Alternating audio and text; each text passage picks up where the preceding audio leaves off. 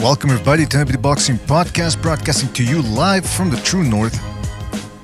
This is your friend Mr. BEA, flying solo for the moment. Glad everybody could be on board for this one, man. Let me tell you something, late night edition for everybody, a nice little comfy Christmas stream.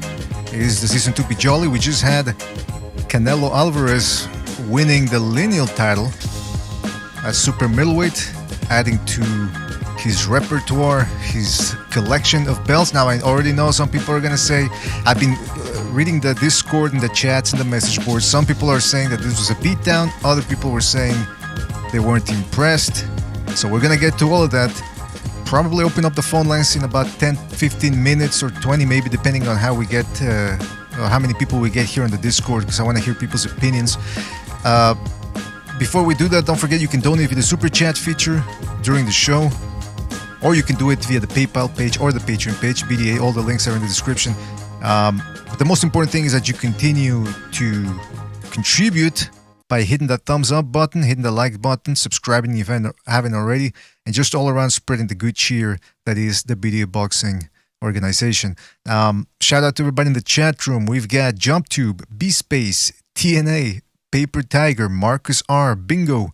Shout out to St. Brit Sports, Andres Fernandez, Wayne Hennessy, Mr. E, Mike Tyson 2020, Elvis CL, Wesley M in the house as well, Chats Ford Gallery, and many more to come, I'm sure. Let me just read what they're saying. Wesley says, will anyone at least make it interesting for half a fight, please? Chats Ford says garbage. Paper Tiger says, man, Canelo really likes fighting guys with pity pat jabs, doesn't he?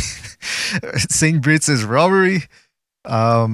Good win. To be honest, it's B-Space. St. Brit says same old Canelo.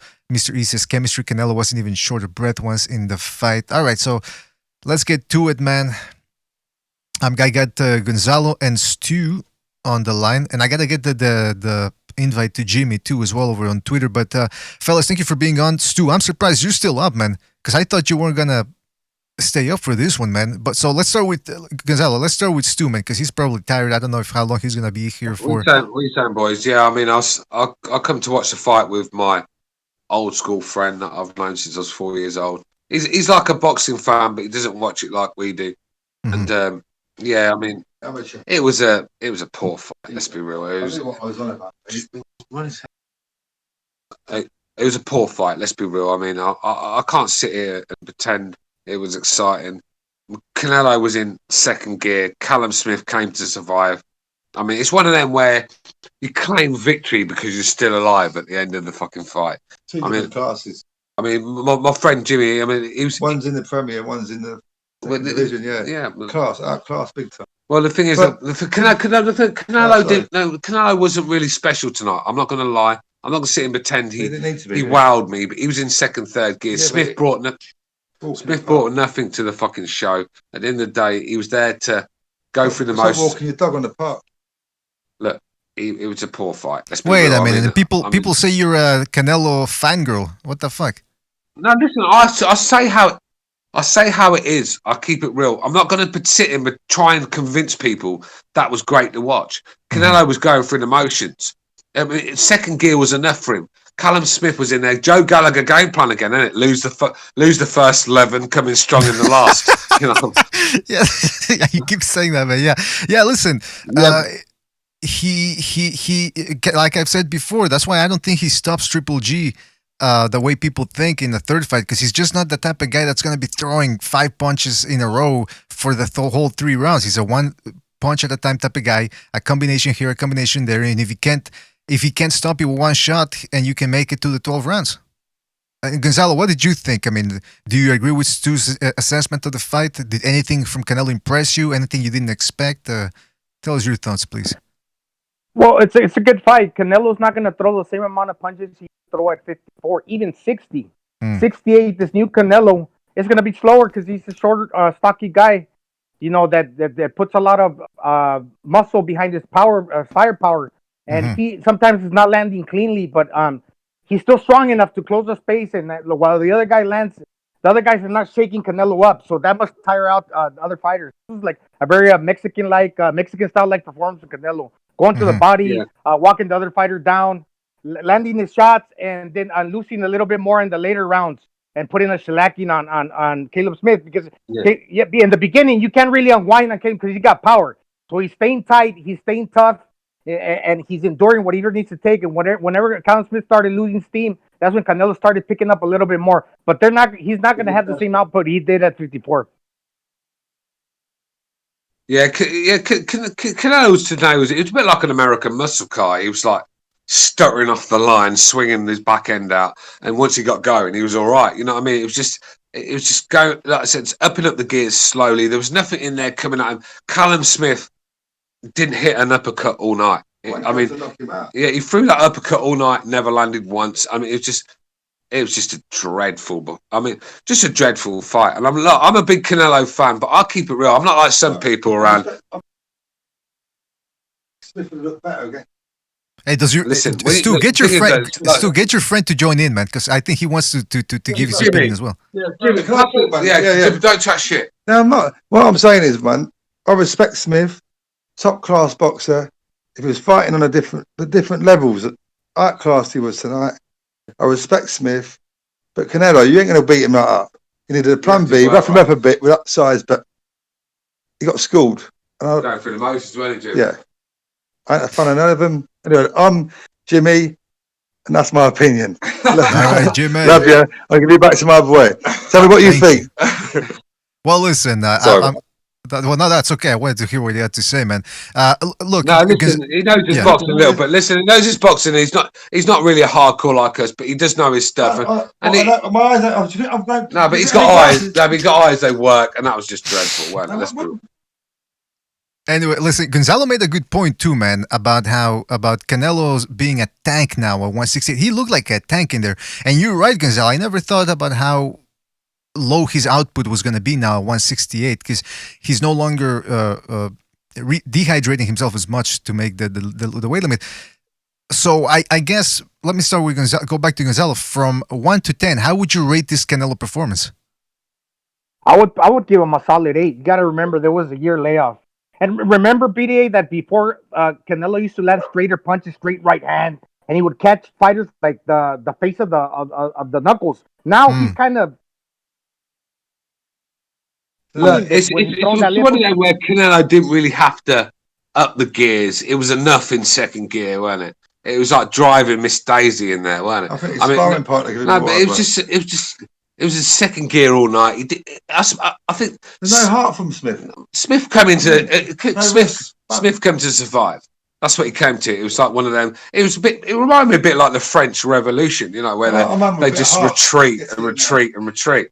I mean, look, it was a dreadful fight. I remember. Look, Canelo. I think Canelo's the sort of guy. He's not. One thing I don't like about Canelo, right? And I'll be honest with Canelo.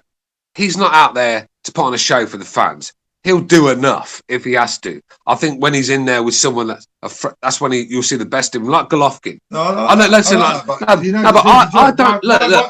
Shut up, Jimmy. I say what I like about Golovkin, but at the end of the day, with Golovkin, right? Listen, with Golovkin. What's the balls? A bit hard ground. Shut up, man. Listen, with Golovkin. Yeah, man. You know that. Come here, brother. We need to get him on top of the head, too. Move on, Gonzalo. We need to get a camera. We need to get a camera inside Stu's house and just make it a reality show. Jimmy and Stu. but Gonzalo, I mean, I understand where Stu's coming from and where Jimmy's coming from about Canelo not really stopping Callum Smith, even though he laid a beating on the guy. Though, I mean, really, what other middleweight could have done that, or a super middleweight? But what I'm trying to get at here, Gonzalo, isn't this? Didn't we already know this about Canelo, that if you can move and not give him too many openings, he's not gonna really he's not the best at cutting off the ring and throwing, 70, 80, 90 punches around? Well, a lot of people make too much about having good feet and being able to move from, basically in boxing, you're not going to go chase down a guy anyways, because if you do, you're not going to have a lot behind your punches. If you can walk somebody down and land consistently, this was a good performance from Canelo. He did that in the latter rounds against Smith is a tough guy. He's stronger than his brother. I mean, he didn't come in dehydrated. I didn't see that, or else he would have got knocked out. Canelo landed 2 very hard shots in the ninth, probably the 2 best punch combination that I've seen Canelo here in these upper weights, where he didn't catch him on the liver or the kidneys. He caught him on the hips, but he hurt Smith. He even did like a little wiggle, like a little dance, and he started putting a shellacking on him. What I'm saying, if I could just finish this real quick, what I'm saying, he lost a little bit of the straightness in his punches because of all that muscle. He's got to crank up on the shots where he's not telegraphing, but they're coming a little bit more like not straight like they used to. But he's not gonna look like a 154 pounder where he's gonna throw as much punches. Although he did have a good output in the last, but he wasn't receiving anything back. I got you. Listen, That's I'll give GGG stick, but GGG, right, is going to be a lot harder fight for Canelo. If Canelo fights in that pace like that against Golovkin, he gets beat. He gets beat. He's going to have to up the gears a few. He's going to have to. But like I said, he didn't really have to because Callum Smith came in there with this sort of attitude where I've won because I'm still alive. Now, is the UK going to hail him as a hero, as they often do with fighters that... No, we don't. Listen, hail him as a hero. Come on, man. What does Jimmy think about that? Ask Jimmy what is Callum Smith a UK hero for going 12 rounds against Canelo? Not for me, no. So what do you think about Callum Smith, Jimmy? Well, in UK, free division, of all the titles he's been for, the standard he's been at, I think he's a top fighter. Tonight, it shows a difference between top level and British level. So if he was in the Smith with another fighter on the level what he's at, he'll look good. But Canelo made him look... Would you say Canelo's pound for pound number one in the world? It don't matter pound for pound fight. He got out-skilled. Is he pound for pound number one in the world for you? I would say for me, yeah. I think it's all right, there you go. Interesting take from Stu and his friend Jimmy. We got Uncle Pete in the chat as well. I mean, in the Discord, not the chat, the Discord. Uncle Pete, how did you see the fight? Were you entertained? PD? You hear me? Okay, let me adjust your volume. Yeah, go ahead. Excuse me. So Pete, what did you think about the fight, man? Are you serious, Mr. BD? I can't hear you now, man. You're drifting off. All right. Well, listen, Gonzalo, I wanted to ask you, piggybacking on what you said, you were talking about the activity, Canelo's activity. By the way, people, we're going to be opening up the phone lines in about 10-15 minutes, so stay tuned for that one. I'm going to be putting the number there. Gonzalo, with Canelo, speaking of I understand people criticizing him for not really taking Callum Smith out of there, but I mean, let's face the facts. It wasn't like he went in there trying to pity pat with the guy. He was launching sledgehammers at the guy, trying to take him out. And on top of that, if you look, I put up the punch stat numbers for Canelo's last 4 fights, and he almost always averages about 400 shots per round, except in the Golovkin rematch, where he really tried to be more active and tried to take Triple G out of there. He threw 600 shots, so only about 200 more. So this is about what you're going to get from Canelo, right, Gonzalo? I mean, it's not like he's going to go in there and go chest to chest like Julio Cesar Chavez and try to go to war with a guy. He might be able to throw a little more BDA against a fighter with not that much power, because I believe that in the beginning of the fight, he's got to stay tight and he's got to close up his guard and wait till like the other fighter punches until he can punch himself, because you never know what's coming with the power puncher like Smith. But against somebody that's gonna throw with less power, then he could be a little bit more confident and unwind early. Unwind, believing that he's not gonna get hit with something hard and right. and have a little bit more of an output. In this fight, he didn't take a breath. He didn't sit down in the corner like around the 9th or 10th round. He stood up. So his conditioning was there. And we got to remember that Smith, he had the highest output in the super middleweight division before this. Still, even with the jabs, I think the highest output in jabs landed, or I don't know if thrown. But if he's fighting a fighter like that throws a lot of punches, and a lot of people are asking the question, well, why didn't he do this? Similar to like what Kovalev didn't do. I mean, we also have to start thinking that because Canelo's pushing forward, he's a little tank, and fighters are being hesitant to open up. All right, exactly. So even if a fighter does throw more punches, he's going to face that fact that they're going to go throw less against Canelo because they're going to be afraid to open up. Exactly, Gonzalo. Very well said, because people were saying, Callum Smith looks slow. Well, Kovalev looks slow too. I mean, that's what Canelo does to you. He's a tank. He blocks shots pretty well. He parries them pretty well, and then he counters like a panther. and these guys get hesitant. I mean, I don't really, Callum Smith was way over his head in this fight. Kudos to him for going the distance. Listen, one thing about Canelo, I do see a lot of Floyd in him where he's just doing enough to get the job done. He's not, and I don't like that. Like I said, I'm a Canelo fan. I respect him for his talent. Like I said, even my friend who's not in a massive, he thinks he's the best fighter in the world, and I do. I think he's a brilliant fighter. But that's just not good enough tonight. He was giving us like 50% what he had, and Callum Smith. I mean, just going through the motions, surviving. Ask Jimmy if based on what he's out tonight, would he pay for a DAZN subscription or Sky's pay-per-view, whatever, to watch Canelo again? Jimmy, would you pay for? Would you pay pay-per-view to watch Canelo again? With who? With who? Or anybody. Like let's say he fight. Triple G. Oh yeah, all day. Yeah, long. he said he'd pay all day All long. right, well, Triple G. fight. Yeah, of course. Yeah. By the way, I think we got Bucho on the line. Hold on. I think we got Bucho. Is that you? Yes, sir. Oh, you got the Garrett Davis. You get the Garrett Davis avatar there. Okay, Bucho, I'm curious. I want to hear everybody's opinion. I mean, some people are saying that this was boring. Some people are saying it was fake. Some people are saying I was rooting for Callum Smith. I was with a bunch of people, even though we shouldn't be hanging out because of fucking COVID. All these fucking authoritarian fucking rules that they are implementing on our freedoms. But anyways, so I was watching the fight and I was rooting for Callum Smith. And Callum Smith disappointed me. And I gotta give credit to Canelo. He's a good boxer. I don't think Callum Smith got paid to fucking throw down the fight or anything like that. Canelo's pretty fucking good. He was shortening the distance. I saw Callum Smith trying to land combinations. He wasn't able to do it. Canelo has a very, very good defense, very good head movement. And Canelo just basically fucking walked that guy down. He's that good, man. I gotta give credit to Canelo, man. I'm telling you, I'm a good boxer. Bucho, Yeah, Kevin from Chicago. I'm just waiting to see what people have to say about this fight, to be honest. Because I'll tell you, man. Opinion, maybe somebody can convince me differently. Well, go ahead. I was reading the Discord and I was on other chat rooms and reading what people message boards and seeing what people are saying. There's about 3 opinions here right now. One, it was a sensational performance from Canelo, beat down the super middleweight champ. Other people are saying it was fixed, and other people, kind of like Stu, are saying, well, we would have liked to have seen.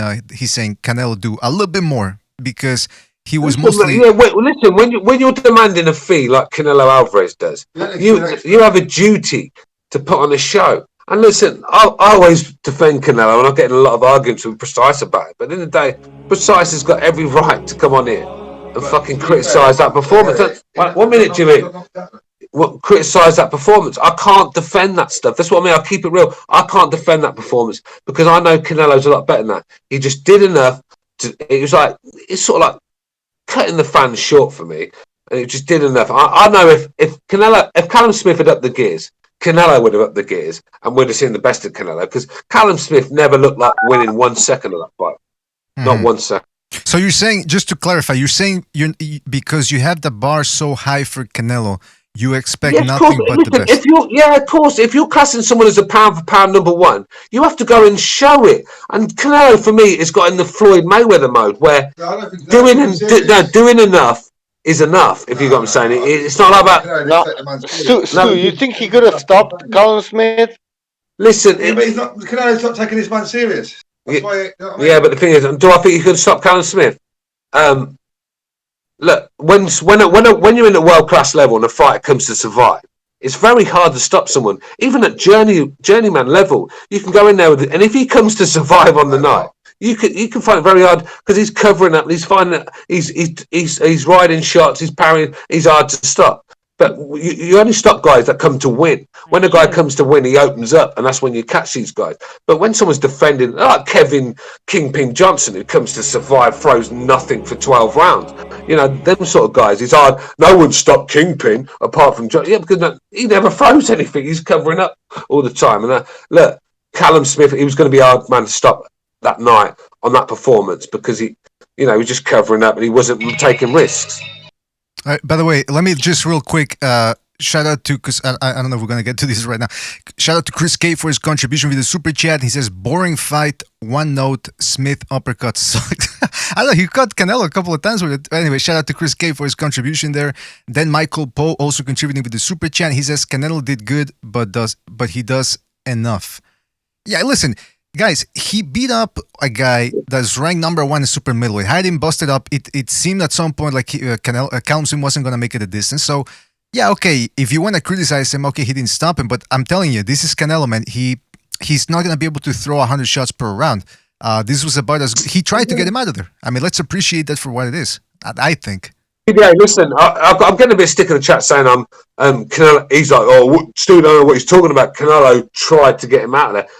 Listen, I want to ask all the panelists: did Canelo Alvarez look like he ever wanted to stop Callum Smith tonight? Never. I just want to ask that question. Stu, I think you should realize you can never really win with our viewers all the time. That's why I love them, because they're hard-headed and they don't take no guff from nobody. But if you praise Canelo, they're gonna call you a Canelo lover, and if you criticize him, you're a Canelo hater. That's just the way it works. You gotta embrace it.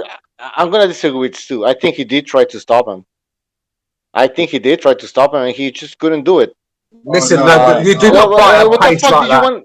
Listen, you do not try to. When you fight at a pace like that, that is not a pace. You try to stop a guy. He was just doing enough. Come on, I've seen enough fights. When you fucking try to stop someone, you take chances and put it on the line. And never once did Canelo look like he was throwing 2s and 3s and getting out there, taking steps back, fighting in bursts. There was nothing. This was not a guy that looked like he ever wanted to up the gears. Second gear was enough. The guy's 6'3", man. He had to take some rounds in, like to start cutting the distance. He wasn't gonna get him out of there early. Then, like, let's say he needs to take 5 rounds to cut the distance. Then you get another 7 rounds. He didn't have enough time to get him out of there. And by the way, I don't understand, like, how. When did you expect Canelo to get this guy out of there? Never. Listen, what it is, Canelo's probably trying to save it as much as he can for the Golovkin fight.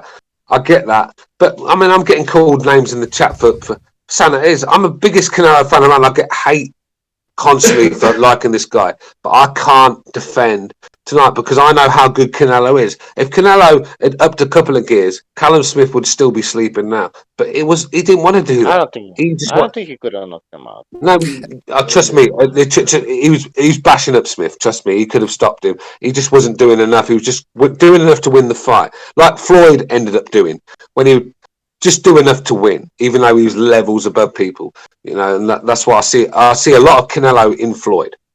Well, if I can add something here and get Gonzalo in on this, because we did, when we previewed the fight and, you know, we analyzed everything from all angles, we did give Canelo a pretty good chance of stopping Callum Smith. Gonzalo, were you surprised, though, because I noticed this during the fight, were you surprised that Canelo didn't go too much to the body? Like, he was throwing hooks and not really shovel hooks to the body, and he seemed to be very content with trying to take Callum Smith's head off. Were you surprised, Gonzalo? Did I misread the situation, or did you see the same thing I did?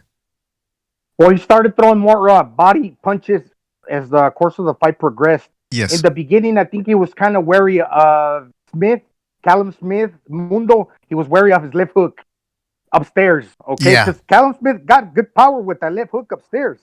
And I just want to go back to what you were saying about the Puma, or the Tiger pouncing.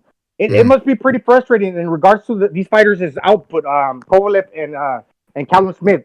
It must be pretty frustrating when you got a guy pacing forward very calmly, waiting for you to open up to land that shot. I mean, the jab's a good punch, and Callum Smith can throw a lot of those, like his record reflects. Mm-hmm. But the jab is a hard punch, but mainly if a guy's coming forward and is as tough as Canelo with that high guard, you're really going to try to throw a lead power punch, right? A right cross or a left hook, something that's really going to destabilize Canelo.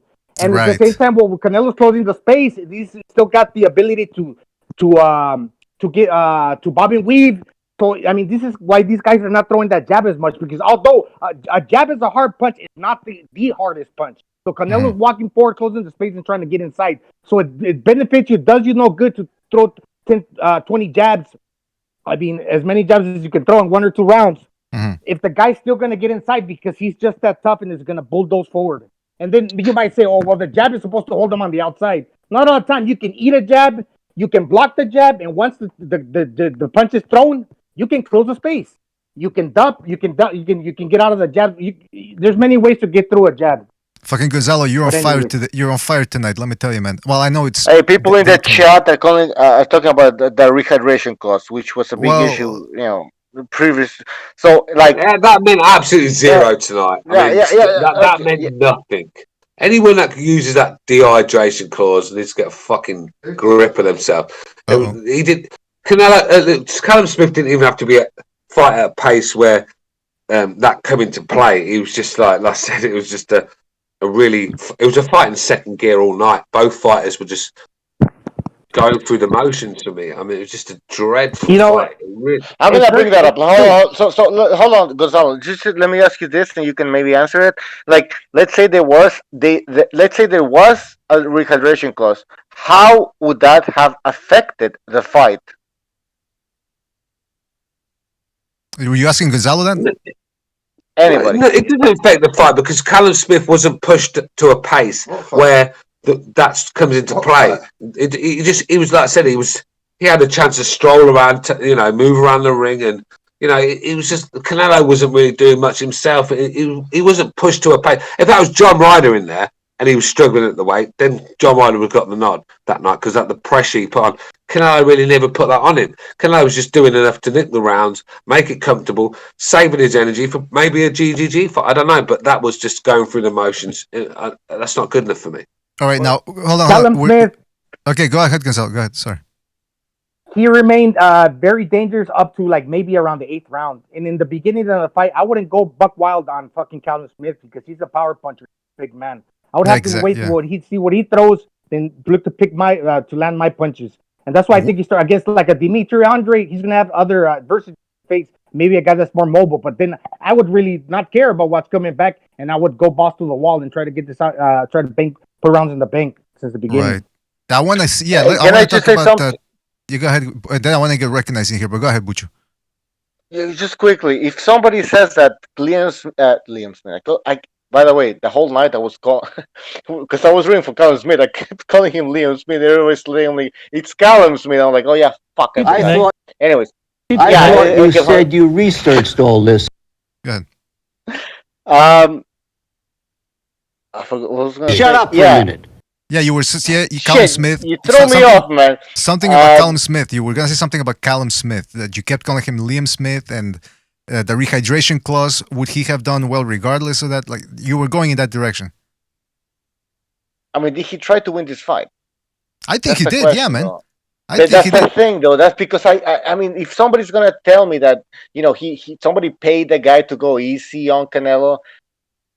I couldn't buy that fucking argument because I did see him throw like that left hook with conviction, with that right hands from time to time. So it would be very difficult for me to believe that somebody paid Callum Smith or persuaded him to throw the fight or go easy on Canelo.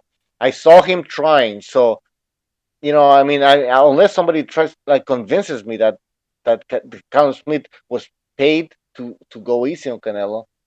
Maybe I'll believe it if they bring a proper argument. I think he tried. Well, listen, I think we're going to get flooded with that type of... we're going to get into that with the calls because we're getting flooded with calls. Shout out to Michael Poe for his contribution. He says, no, Canelo could have done more. I made mistakes in my last comment, all right? And John Gonzalez, shout out to John Gonzalez, says, Bucho needs an intervention. Bucho needs an intervention. All right. Let's get to... Listen. Hey, can I get to recognize the thing is, right? Yeah. I tried to tell everyone about Joe Gallagher. Was never going to come out of the game plan. Anywhere near good enough to even compete with. Look at that game plan he came out with tonight. I mean, this is a guy that got voted Trainer of the Year. I mean, this is where we are in boxing. All you got to do is have a gold chain and a fucking good voice, and you're a trainer these days. Get out of here, man. I mean, look, Joe Gallagher is a dreadful trainer. I mean, and he was never going to come up with a game plan anywhere near good enough. Plan B, and he got plan A. All right, let's go on. Let's get to recognize here. Recognize. We're getting flooded with calls, man. So let's try to get to the panel here. Recognize. What were your thoughts on the fight, man? I'm curious to hear what you got to say. I mean, look, I hear people saying it was a boring fight. I mean, I wouldn't. It was just a one-sided fight, and so yeah, for that way, I can see where people think it was a boring fight. What amazed me was Canelo is much stronger than guys like Callum Smith. He is like way stronger than these guys, which is a big red flag for me. But I'm not going to talk about that. But No, I got you. But no, I want to stick. I want to stick to the boxing, just to the boxing of it, right? So there was nothing he could do. It was like punching a wall. When he did throw punches, it was like punching a fucking wall. And when Canelo would hit him, it was like Canelo was 8 inches taller than him and just a much bigger man. It was totally, like watching Mike Tyson against some fucking bum back in the 80s, right? Like they would hit Tyson and it would just bounce off of him and he'll hit them. And their head snaps. Or if he hits them to the body, they got this stupid look like they want to, go to the bathroom. It's just amazing how much stronger he is than these much bigger guys than him. And it's scary, yeah. That's why he could just walk in, not really game planning, just walk towards them and let his hands go. He could wind up. He's we all know he's fast. He's always been fast. And he knows that there's no resistance coming back. And when he does get hit, maybe one or two throughout the fight got his attention, maybe. But for the most part, they're nothing. It's like hitting a heavy bag. That you hit a heavy bag and it doesn't have no emotions. It just it's just there to keep getting hit. But with Canelo, sounds like you're talking about my ex-wife. Huh? Sounds like you're talking about my ex-wife. No emotions, takes a good punch. Go ahead. Sounds like mine too. You can't shake him up. That he's like a. Hold on. I want to let Recognize finish. Go ahead. What I would say is, look, I think Canelo was trying to knock him out. With Callum Smith, at a certain point, he was just in survival mode. Even when Canelo punched him in his arms, you can see that they were hurting him. You could see him like flexing, like kind of like stretching out his arms because he was beat. He was weak by, I say after round 5, he was just getting weaker until he was just in survival mode. To me, Canelo stopped him. He stopped fighting. So that's a good point. That's right. Like he didn't get a good thing about Canelo. What I like about Canelo, right? It's just little. It's little. He can put the pressure on you, be defensive, and still put the pressure on you. He's coming forward. Right. His little head movements, his little body movements. He's very hard to hit clean, and he's not really doing much, but he's putting the pressure on you, and you start panicking. He's like Van Dijk of these. Yeah, he's like Van Dijk. He cleans. He's very cool, calm, and collective. And but that's what it was. No, that's what it is. No, honestly, with Canelo, he really didn't have to do a lot. Everything Callum Smith was throwing at him, just little. I mean, his defensive very sound. It's hitting Jimmy. Yo, Stuart, Hey, hold on. Who's this sort of British guy on the fucking? That's Bucho. That's hold on. Please. That's Stu's friend Jimmy Bucho. They're on the same. He's drunk, man. He's drunk.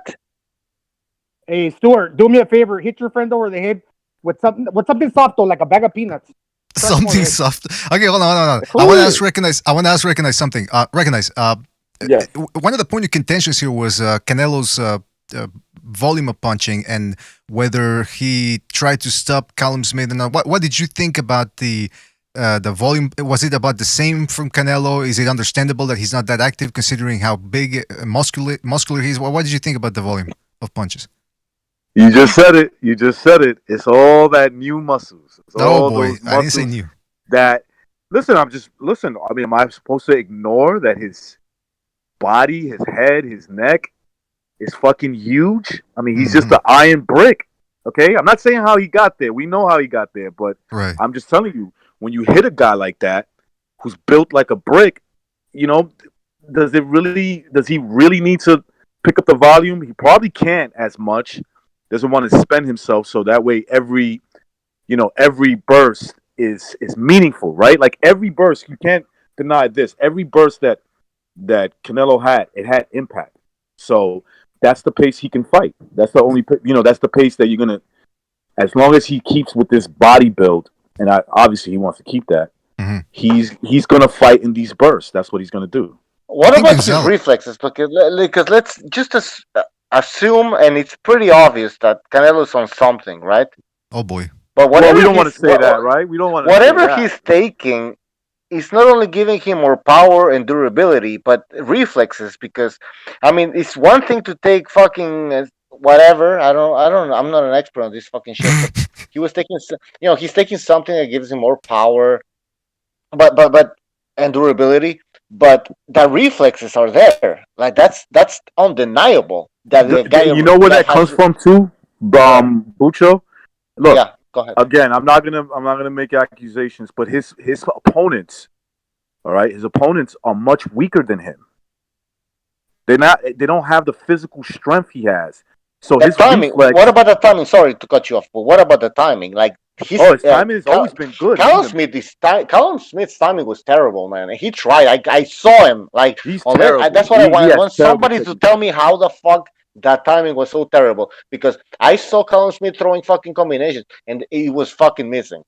Like, that's so right. Is that part of like whatever Canelo's taking? That's like allowing him to like see time in slow motion and see the punches go. Canelo, explain to me. I'm not an expert on this shit. It's skills. No, it won't teach you that. So it won't skills. Okay, so skills because he's very cool-headed. It won't teach you that, right? Like it really. Look, he's a guy. The one thing I would never accuse Canelo of is not being a student of the game, dude. He practices all this shit. Like he's got it down to a T. When it comes to technique, besides the footwork, when it comes to technique, he's pretty awesome. He's a pretty awesome fighter. Hey, recognize. Can I go back to something that hold on, Gonzalo. Let me finish this point. I will. I just want to go back with something I just said. Go ahead. Listen, the thing about him is that he's so confident that whatever's coming back, it's not going to hurt him. It's just not going to hurt him. Mm-hmm. He's that much stronger than these, or at least he's that. Look, so far, the big guys that he fought that are 6 feet and over, right? The ones that come to my mind is Danny Jacobs, Julio Cesar Chavez Jr., Fielding, Kovalev, and this guy, Callum Smith. They're not as strong as him. They're just not as strong as he is. And therefore, anything that's coming back doesn't mean shit to him. He could. It just doesn't mean nothing to him. And he could just eat that and do what he does. And his instincts are perfect because he's so relaxed in that ring. He's so confident. I agree. Yeah, I agree with what you were saying. I just want to go back to what you're saying, the punch output. If he can remain throwing the amount of punches that he threw tonight and throw them with force from the beginning till the very end, like he showed, even though he didn't get the knockout here, it showed that he got good power because he's still strong. The guys that throw a lot of punches, like Callum Smith, as far as in like the jab department, he was known for throwing a lot of jabs. They didn't throw him, and it's something that's added on to the fact that he's strong and is keeping these guys honest, where they're not throwing as much punches, means that the game plan is working. It's well-rounded. He's got good defensive skills. He's strong. He's pretty much the whole package. And Gonzalo, hey, BDA, can I just get in here? My friend, I've just asked my friend to predict live on the BDA. Canelo Golovkin 3. I'm going to pass it on. Go on, Jimmy. What's your prediction? Both fighters top quality. Golovkin all day long. Tonight, no. So Canelo. I'm thinking about Smith, right? Canelo, yeah. But you know Canelo. But you know what I'm saying? Joe, tonight there's a mismatch. It shouldn't have happened. Smith and Canelo was like that. Should never be. We're talking about shit because we're talking about different classes. Should mismatch. Scam should never have happened. Different leagues. Now, Canelo. Canelo. What the fuck are you talking about? No, listen, Canelo. I agree. What the fuck's going on, man? What the fuck's going on? Listen, right? Listen, Canelo will be. But listen, tonight mismatch. Canelo, pick the winner. You're talking shit. Well, Canelo will school him. No, he won't.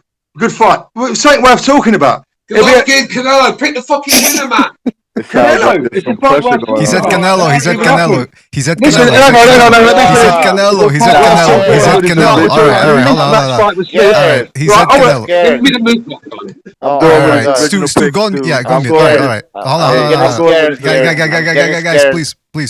Listen, hold on. First of all, Y'all ready for this? We just getting started, honey. we haven't even gotten to the phone calls yet. Hold on. Before we continue, let's get to Pete because I mean Pete just came in, and I gotta get to the phone calls, guys. And by the way, I'm gonna lay out some rules for the phone callers because we gotta get. I want to get back to the panel too Hey, at some point. Butcho, stop saying it, Butcho. You're such a fucking Canadian snowflake saying you're scared. Don't ever come to England.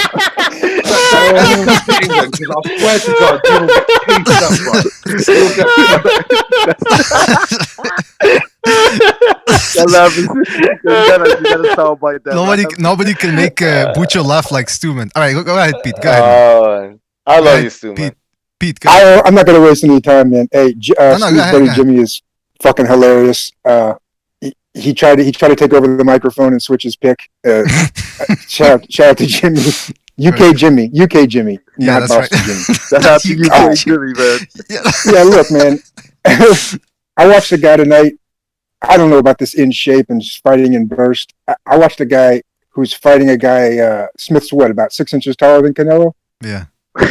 Yeah, give or take. But good. I'll say All like right, forget the peekaboo. Tyson wasted all that time with the peekaboo defense and bobbing and weaving and head movement. Fuck that. Canelo put his guard up like Antonio Margarito fighting a fucking 140 pounder and just walked forward, did not take a step back all night.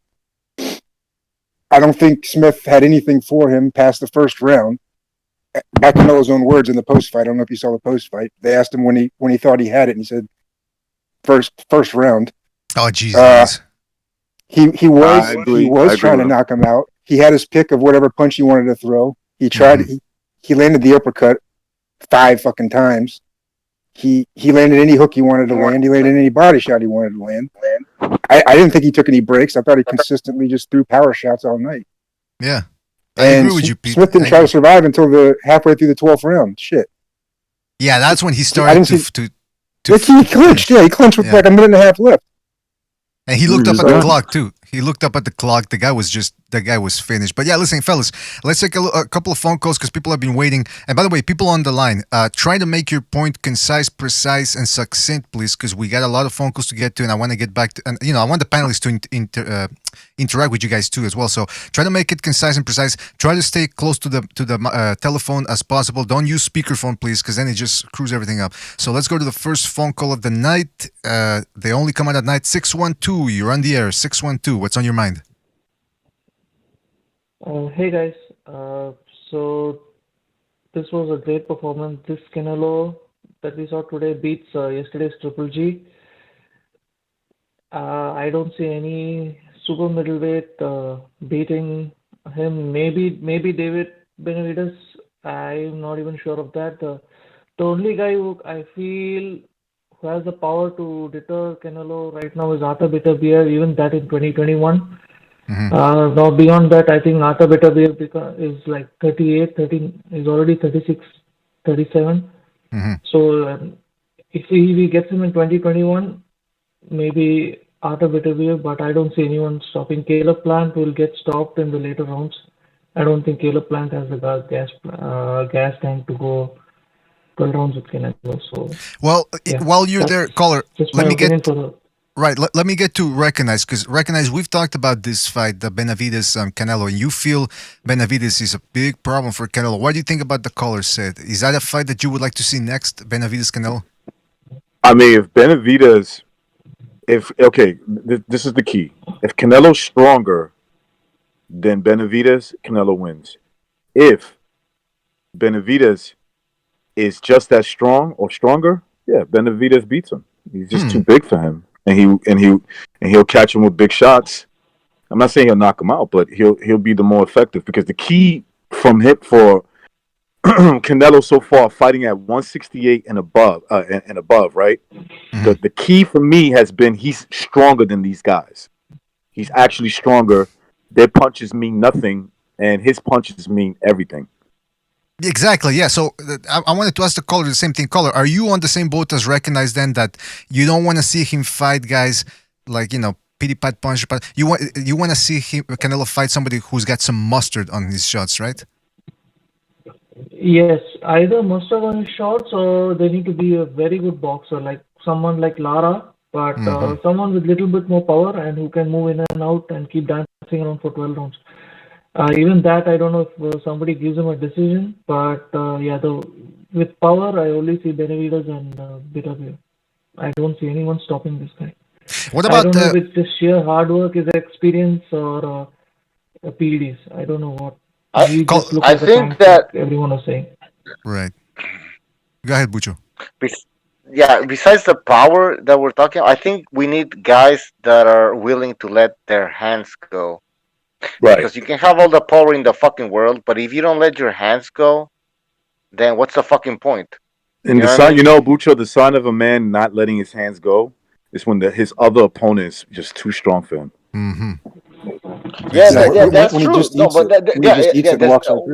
What's the reason for a guy not letting his hands go? There's like multiple variables, right? It could be that guy. Of course, yeah. It could be the defense. He's too fast. He's too strong. You're scared of letting your hands go.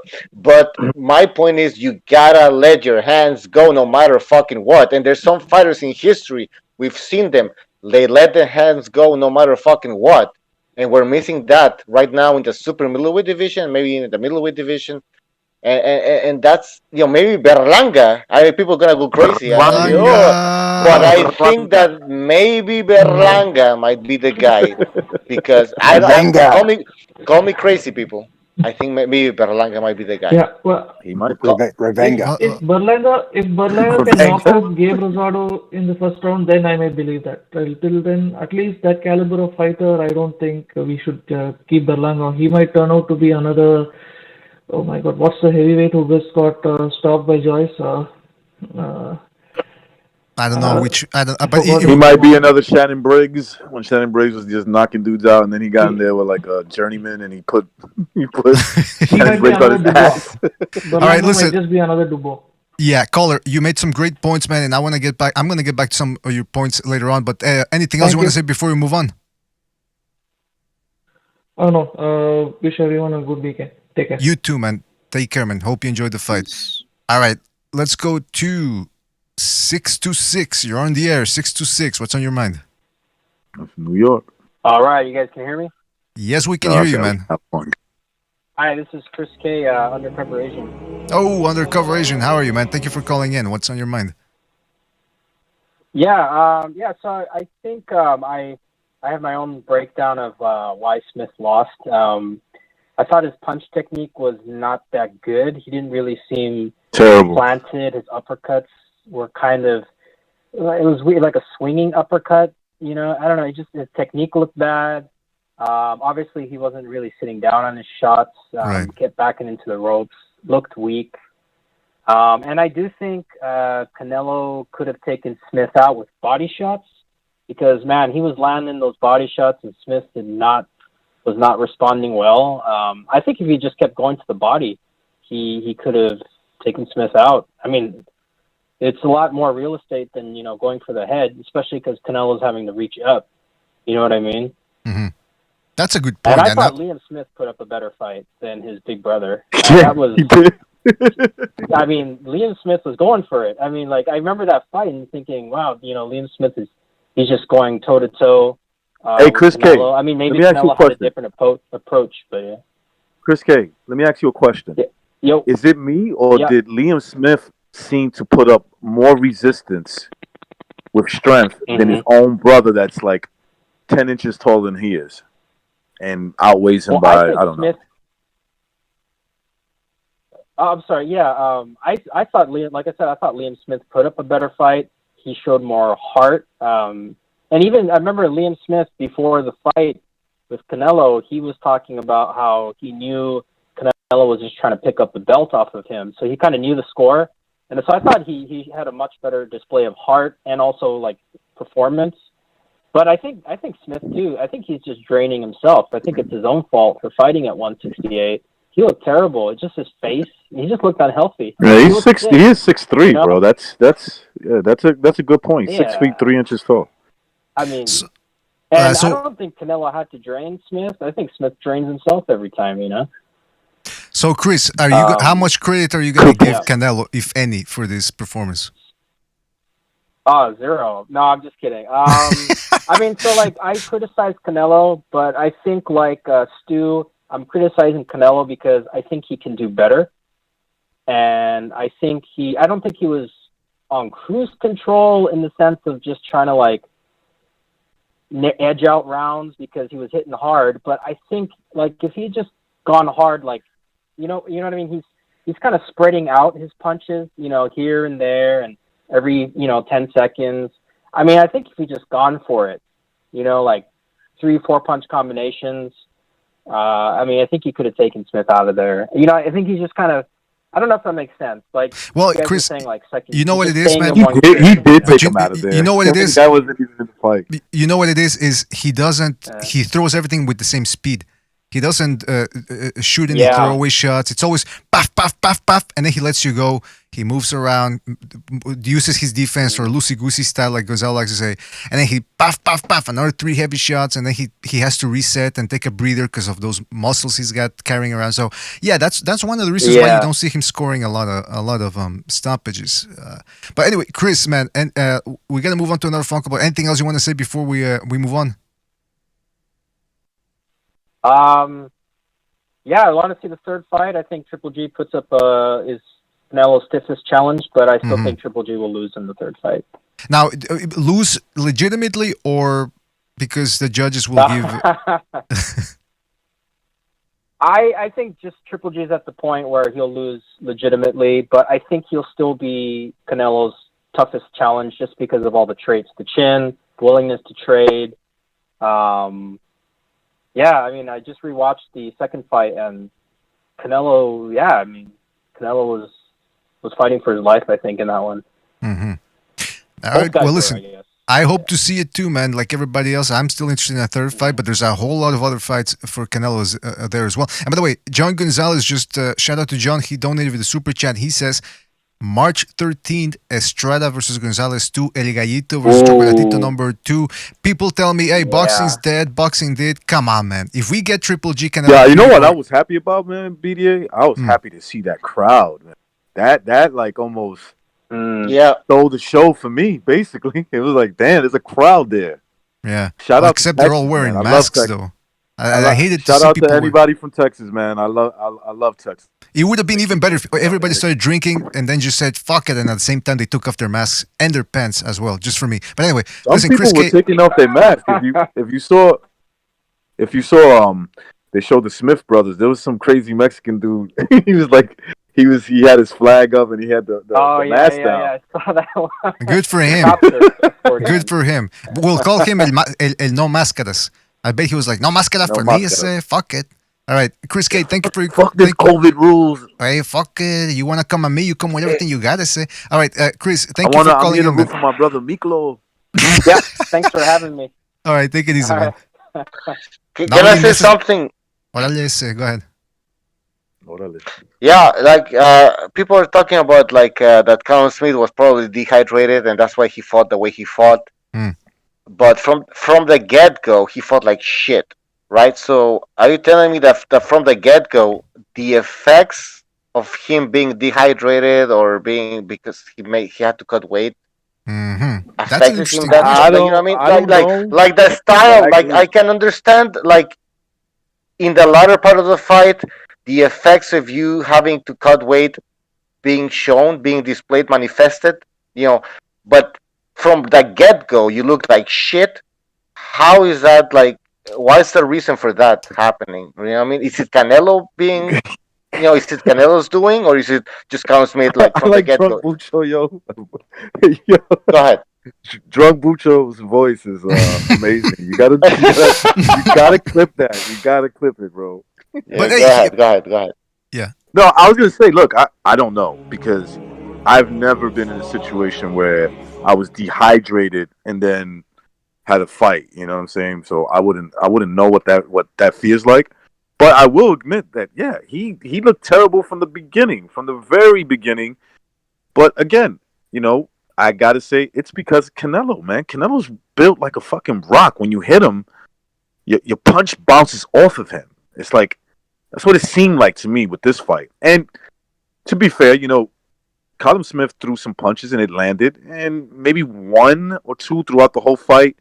I saw, maybe Canelo stop for a second, but for the most part, bro, those punches were doing absolutely nothing. I agree. He's got bad punching technique. He's got Joe Gallagher. Fights. Dude, he's backing up, bending down at the same time. You're asking to get hit. Yeah, you're asking to get hit with a big shot. And the reason why Canelo didn't go to the body as much is because I don't know if you realize, to a certain point, Callum Smith started putting his guard down where his elbow was by the belt line. And so Canelo was just hitting the elbow at a lot of times. He was hitting elbows and arms. And so he said, man, why am I wasting my time there? I'm just going to go up top. He's wide open. Okay, yeah, that might be that might be a good point. I'm gonna have to rewatch the fight and see all about that, man. Because it's I true. saw that like in the, I want to say going into the 6th, 7th, and 8th round. I started noticing it was hard for him to keep his hands up, and then on top of that, he's getting tagged to the body. So he said, "Fuck it, I'm just gonna keep it. Yeah, I'm just gonna keep it by the belt line. My elbows by the belt line." Shout out to John Gonzalez, who says, recognize that flag dude got goon-handed by a cop. Oh, come on. I hope that's not what happened. What happened? No, he says he got the guy with the mask probably got goon-handed by a cop. That's what John Gonzalez is getting at. The cops were going after him. I saw that, man. Fucking assholes. By the way, listen, hold on. Before we continue, let's get to another phone call real quick. Let's go to 773. 773, you're on the air. What's on your mind? Kevin, Chicago. So I called you 2 weeks ago when you guys were breaking down the Smith versus Canelo fight, and I said, if John Ryder can walk down Callum Smith and beat him up, Canelo can do that. And someone responded, well, no. Callum Smith, John Ryder, and Canelo Alvarez, they're two completely different fighters. Sounds like Bucho. Canelo is a counter-puncher. John Ryder is aggressive. They're completely different fighters. You don't understand. Yeah, and what happened? Canelo walked him down and beat him up. Easy fight. Walked him down and beat him up, just like I said. That's credit to John Canelo, Ryder I guess. can do that. Callum Smith, Canelo Alvarez can do that. Stu, you want to respond to that? Or I don't know if you're still wrestling with Jimmy, trying to calm him down. Yeah. Get Jimmy on the line. Yeah, get Jimmy Jimmy because Jimmy was You heard him say Triple supposed G? to go on the line and say, Yeah. All right, well, Jimmy of Windsor. I don't know if you were listening, Kevin, but Stu has company over, and he's trying to deal with that. But let me ask you this, Kevin, in the meantime. So how much credit are you going to give Canelo, if any, for this performance? You look at Canelo's last two performances. He handpicked Kovalev because Kovalev nearly got knocked out by a rookie in Yardy his last fight. Handpicked him, gave him a short turnaround. So he said, yep, that's the fight I want next. That's easy work, old washed-up Kovalev. And then what he do in this fight, he saw Callum Smith get a gift decision, some get walked down, beat up, roughed around against John Ryder, of all people. So he said, yep, that's the guy. I hope and take his belt. That's another cherry pick. And then everyone's talking about the best 168 boxer in the world. Do you guys really think Callum Smith is the best 168-pound boxer in the world? Well, not anymore. Who is it? John Ryder. If you're gonna say Callum Smith, you gotta say John Ryder, obviously, right? That was Bucho's big talking point. Oh! That was Bucho's big talking point. The best super middleweight in the world. No. He's just from England. He's got the money behind him, so he was given the opportunity. And that's what that's about. He's not the best 168-pounder in the world. Charlo can move up and take his belt. I favor Charlo to beat Callum Smith. No, I don't know about that, man. Go down there and smash based on what? 168-pounder. Based on the win over the shoulder that Derevchenko I get. But listen, Kevin. Was an Kev, example Kev, as that Polish bum woke up from last night yet? Oh, come on. Now, wait a minute. Now, there's no need to go there. Now, listen, fellas. Well, actually, let me get to Kevin. Kevin, you know how it works. We're going to move on. But let me ask you. So, who, if you could Wait. make one fight... Wait. What do you mean, wait? I got one more point to make. What do you mean, wait? I got to ask you a question. I want to ask you a question. Well, I go wanted ahead, to ask... Kevin. Okay, go ahead. Ask the Let's question, Kevin. and I'll make my Go final ahead, point. Kevin. Well, Go my ahead, question was, which fight do you want to see Canelo next then? Like, you choose, you pick. Which fighter? I want to see him go down and fight Charlo. Fight Charlo, or fight Triple G, or fight Bivol. But let's be One of real, those Kevin. three. Let's be real. He's not gonna fight at 160 anymore. Look at how he looked in the ring tonight and in the weigh-in. I mean, that guy's not going back to 160 anytime soon. He can make 160. He can make Anyway. 160. No All doubt right, about it. Maybe, but he'll be pretty But dehydrated. you know Yeah, what go ahead, this make fight your was? point. You Go ahead. guys want to know what this fight was? This was a fight between two of the most privileged groups in boxing, English fighters and Mexican fighters. The only reason Callum Smith had a belt because he's from England and he's got the money behind him. He's got the support. If he was from Romania, he would have never. I'd like to listen, Kevin. I'd like to thank your Polish brothers for coming over to England and saving our fighters a few quid by being punching bags in the sparring ring. I mean, I don't want to hear about you. You always criticize. You always criticize British fighters. Yeah, every time I watch your guys fight, they get pasted all over the fucking place. I mean, come on, man. Kevin, listen.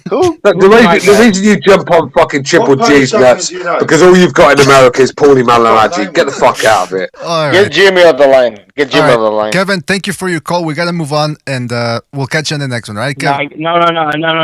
Stu's not going to get the last word. Stu is not going to get the last word covered in. Well, apparently he's, because we gotta move on. Thank you for your call, Kevin. All right, let's go to real quick, man. Hold on a second. Jeez, Luis. Let's go to 929. You're on the air. 929. What's on your mind? Yo, what's up? You hear me okay? Yes, is this Virtuoso? Yeah. Shout out to Virtuoso. How you doing, man? What's on your mind? Well, I'm in solidarity with Bucha. I'm kind of drunk myself. I can't feel my face, but I can hold my liquor. All right, go ahead. Yeah. So, I was watching this fight, and it was pretty much what I was expecting. Canelo was gonna close to a decision. Listen, I like Callum Smith. He's a tough fighter, man. But Canelo obviously just levels above him. It was, the physicality between these two, kind of intrigued me. Big guy against a small guy, but Canelo just knows how to box. Bigger fighters. He fights small and he keeps himself grounded to the floor. To sit on his punches and deliver big shots, and he knows how to move around. I would say if Callum Smith had a little bit of more footwork and hand speed, he would be a problem for Canelo. I would like to see somebody that can reset Canelo's rhythm, offset his rhythm, and make him turn. That would be really awesome. But so far there ain't a fighter out there. So. Well, who would you like to see Canelo? Who would you like to see Canelo in there against with next? Somebody who tries to win the fight. Go ahead, Virtuoso.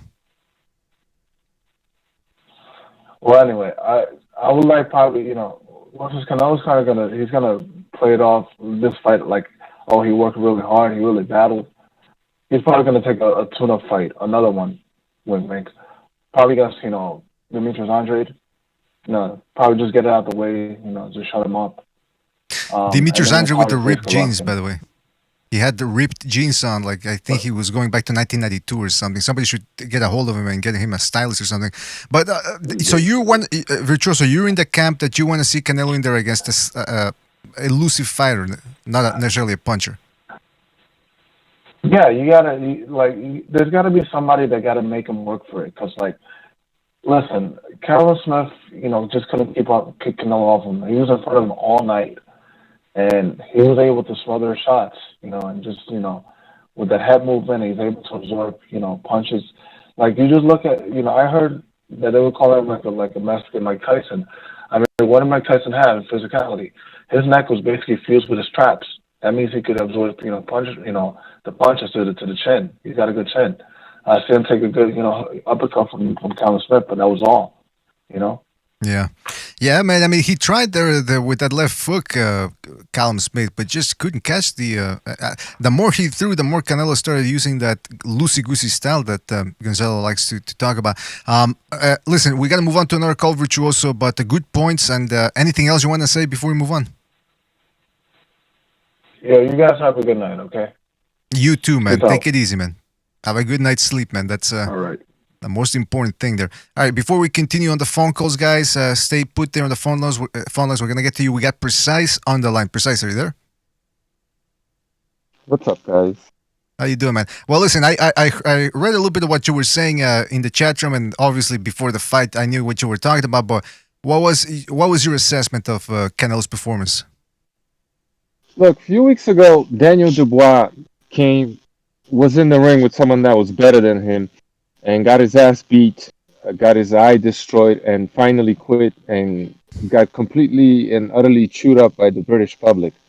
Tonight, you had a guy that came into the ring and didn't even try to win the fight, wouldn't even do anything to legitimately win the fight, and they're praising him like he's some kind of at least on the telecast, they were like he did some kind of a great job.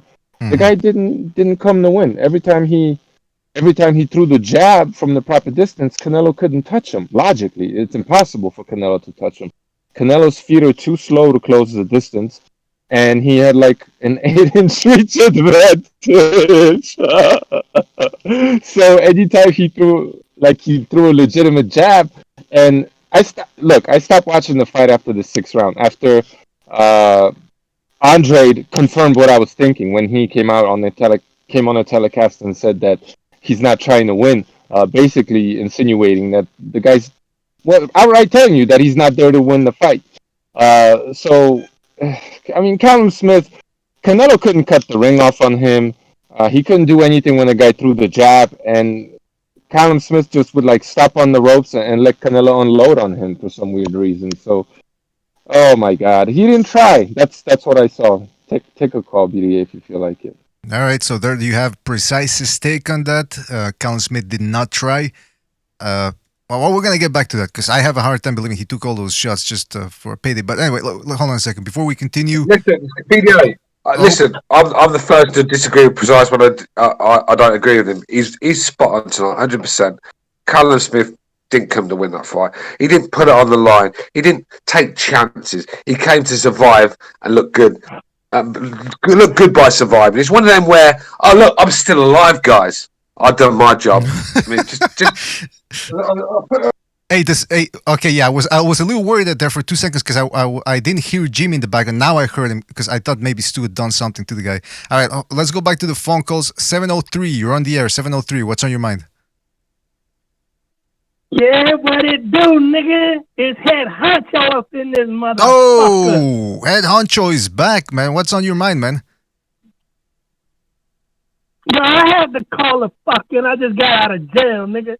What? What the hell did you do? Well, actually, I know it's not polite to ask, but I mean... Nigga, I was in Rikers. All those Southside niggas, they all go to jail. The point. You see, the last time an English pussy got... the last time an English pussy got beat that bad was Prince William on his honeymoon with Kate Middleton, nigga. Oh, man. He beat that pussy in the next week.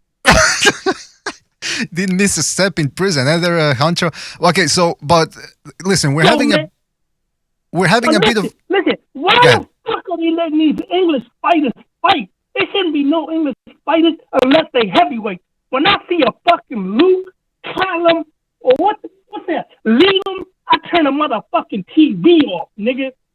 But I had to watch because for my nigga Canelo. He beat that nigga like he stole a burrito out the bodega. Oh. He beat him for 12 rings. You know how happy I was, nigga, because you know I hate the English. They can suck my shit. Well, wait a minute. Why do you hate the English so much? Like, where's the animosity coming from? They got. Have you ever seen their breakfast? Man, they got a sensational breakfast over there. Hey, listen, this guy. Hey, talk about hating English. This guy needs to grasp the fucking English language. What a retard! Oh, come on now. Yo, nigga, Honcho, how they Germany, so I know let you out of jail? Like, they ugly as fuck. Listen, bro, you sound like a fucking retard, bro. Honestly. Listen, I wouldn't trust you to walk my fucking dog. Hey, Honcho, how they let you out of jail, man? How they let you I out? bet your motherfucking living room smell like Marlboros and beef stew, nigga. That's why your name's Stew. Marlboros and beef wrinkly stew. ass, chihuahua looking ass nigga. All right. Well, listen, it's Stop acting like a queen. Stop acting like a Queens hater right now. Stop acting like a Queens. I called in with a PSA. Don't ever put on no English fighters. If there's an English fighter, it's my nigga Tyson Fury, and he a heavyweight. The rest of these fuckers are all bums. They all suck. Yeah, no one cares, mate. I tell you what. Learn a bit of English grammar before you talk about England. You wouldn't be welcome in our country. You're too dumb to get in. Did you see that nigga? Hey, Stu, let Jimmy on. Let Jimmy on the line. Hey, don't call me the M-word. I'm as willy as white lily flowers, and I'm proud to be what. Get the fuck out of it. Stu, get Jimmy to address Honcho, man. Yeah, let me talk to my Jimmy, address this fucking yak. Right, excuse me, bro. I'm on here to have banter, and you host, I think you're a top man. And this guy, he would be on the show being racist. He's very racist. He's backward, obviously. No, he's backward. He's got no intelligence because he's like niggas. What's this guy know? Nothing, right? Anyway, we'll talk sensible on this show. What's your name, my man, the host? No, he's backward. He's backward. He's got no intelligence. He says nigger, he don't even know what nigger means. Give me the phone, you can't say that word, man. No, that's what he's saying. Yeah, Honcho, there's a bit of English ain't a race, it's a city, nigga. But Honcho, they make a good point. Honcho, listen, you're not welcome. You're not welcome. Listen, I wouldn't even want you washing my car. That's how bad you are, Hencho. You are fucking as low IQ as it gets. Listen, I go through shit in the morning and I shit more IQ than you've got. Crooked, tooth, fat, pasty ass nigga. Yo, listen to me, man. The only reason I called in here because I can't stand English boxers in this. I don't give a fuck what you stand. I can't stand you. I can't stand your thuggish behaviour. I can't. No, listen to me. I can't stand your accent. I can't stand your low IQ. All right. Well, listen, Honcho. I think you said everything that you were gonna say. Honcho, I think we got it, man. I think we got it. You don't like the English. I think can I say maybe something, I'm Honcho, wrong. quickly? Go ahead, Recognize. Go ahead. That's it. Yeah. Hey man, it's good to hear that you out of jail. I hope you stay out of trouble. Yeah, my nigga, I was in Rikers. They had me on that motherfucking COVID watch. That's where you belong, motherfucker. That's where you belong. The way you talk, you belong in there. Yo, but listen, truth be told, right? Truth be told, that English pussy did get beat though, just like William on Kate on honeymoon night. Oh, he's repeating the same joke. All right, Honcho, thank you.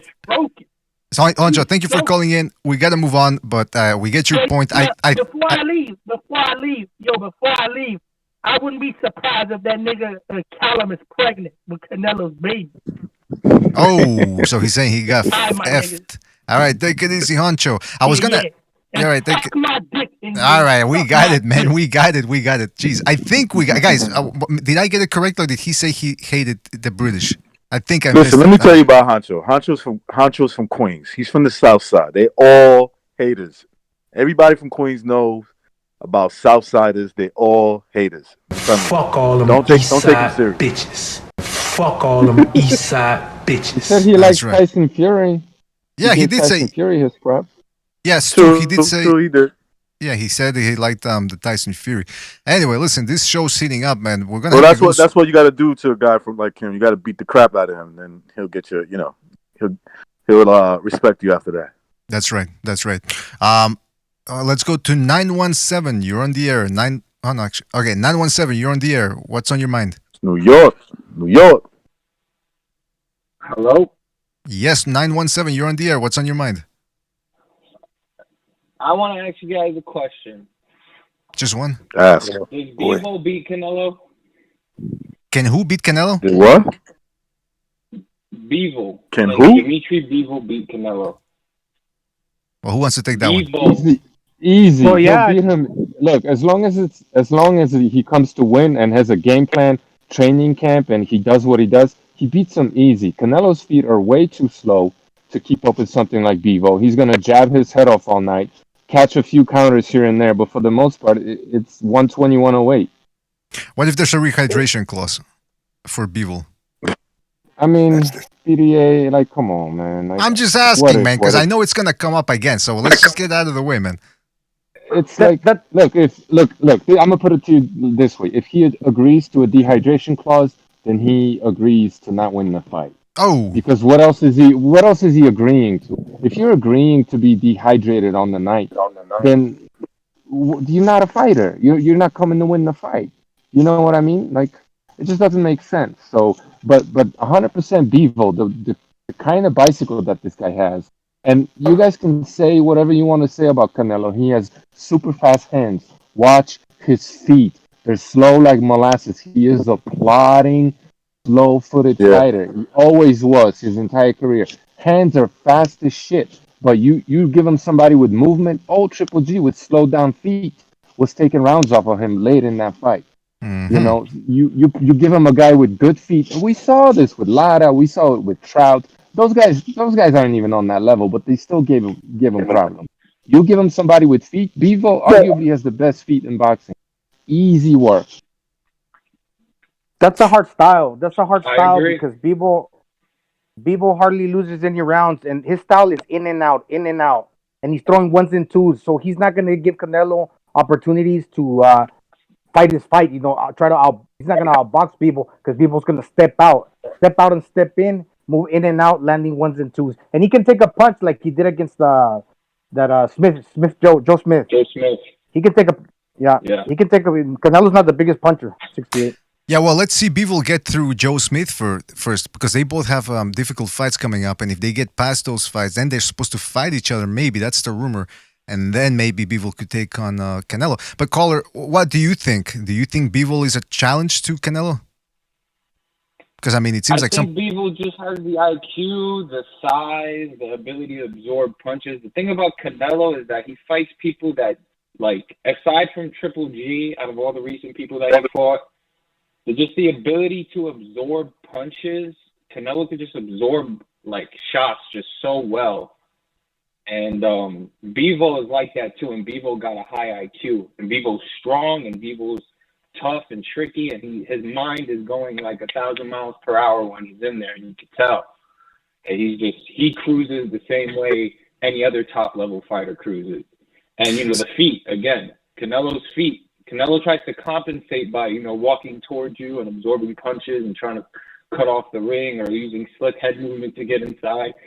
But Bivol's too smart to, you know, let Canelo capitalize with that.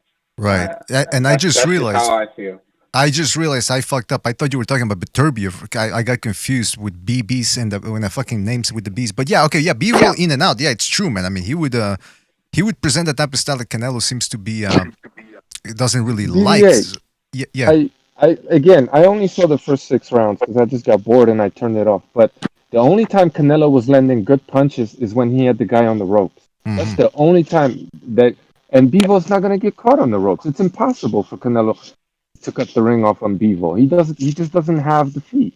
Well, let me check it out. Hold on. How tall is Bivol? Is listed by BoxRec as being 6 feet tall. So yeah, let's say what? Too. So recognize. Let's say what? 5'11". You know? No. I think he's legitimately 6 feet. Yeah. Or maybe he's 5'11" and 3/4 of an inch. Did you see him next to Triple G? Did you ever see the picture of him with Triple G? No. He's like, I'm gonna say at least 2 inches taller than him. Whoa. Okay. So yeah, that would present a tricky stuff. Isn't Triple G 6 feet? No, Triple G's 5'11". Well, he's 5'10". 5'10". Oh, I thought he was 5'11". Jeez. All right. Anyway. I mean, well, it's almost the same thing, right? Like maybe he is 5'11". Not sure. Well, caller, what do you think? What about the Beterbiev, the one I thought you were talking about? Would you like to see Beterbiev against Canelo, or you think that never happens? I think Butterbiev is like, how do I Butterbiev, you call him? If Butterbiev. Oh, Butterbiev. Butterbiev. If Butterbiev, if he stalks Canelo, then what? By the Well, way, I don't am I know saying about it? Beterbiev, but I know Beterbiev would. Well, that's what I wanted to ask. Am I getting it wrong? Is it Beterbiev or is it something precise? You know about these I don't Eastern know. European names. So what? I've heard Butterbiev. I've heard Betterbiev. I've heard so many Beterbiev. ways to say it. I There don't you know. I'm not go. an expert. There you go. Just imagine it's Spanish, bro. Just read it like as if it were Spanish. Spanish. Well, that's yeah. what I did, Says, and I was like getting with another. says Mereta, right? Says Mereta. That's like easy No, to pronounce. Semereta. That's a silent So S. Says Mereta. If Yeah. he stalks Canelo, what is Canelo gonna do?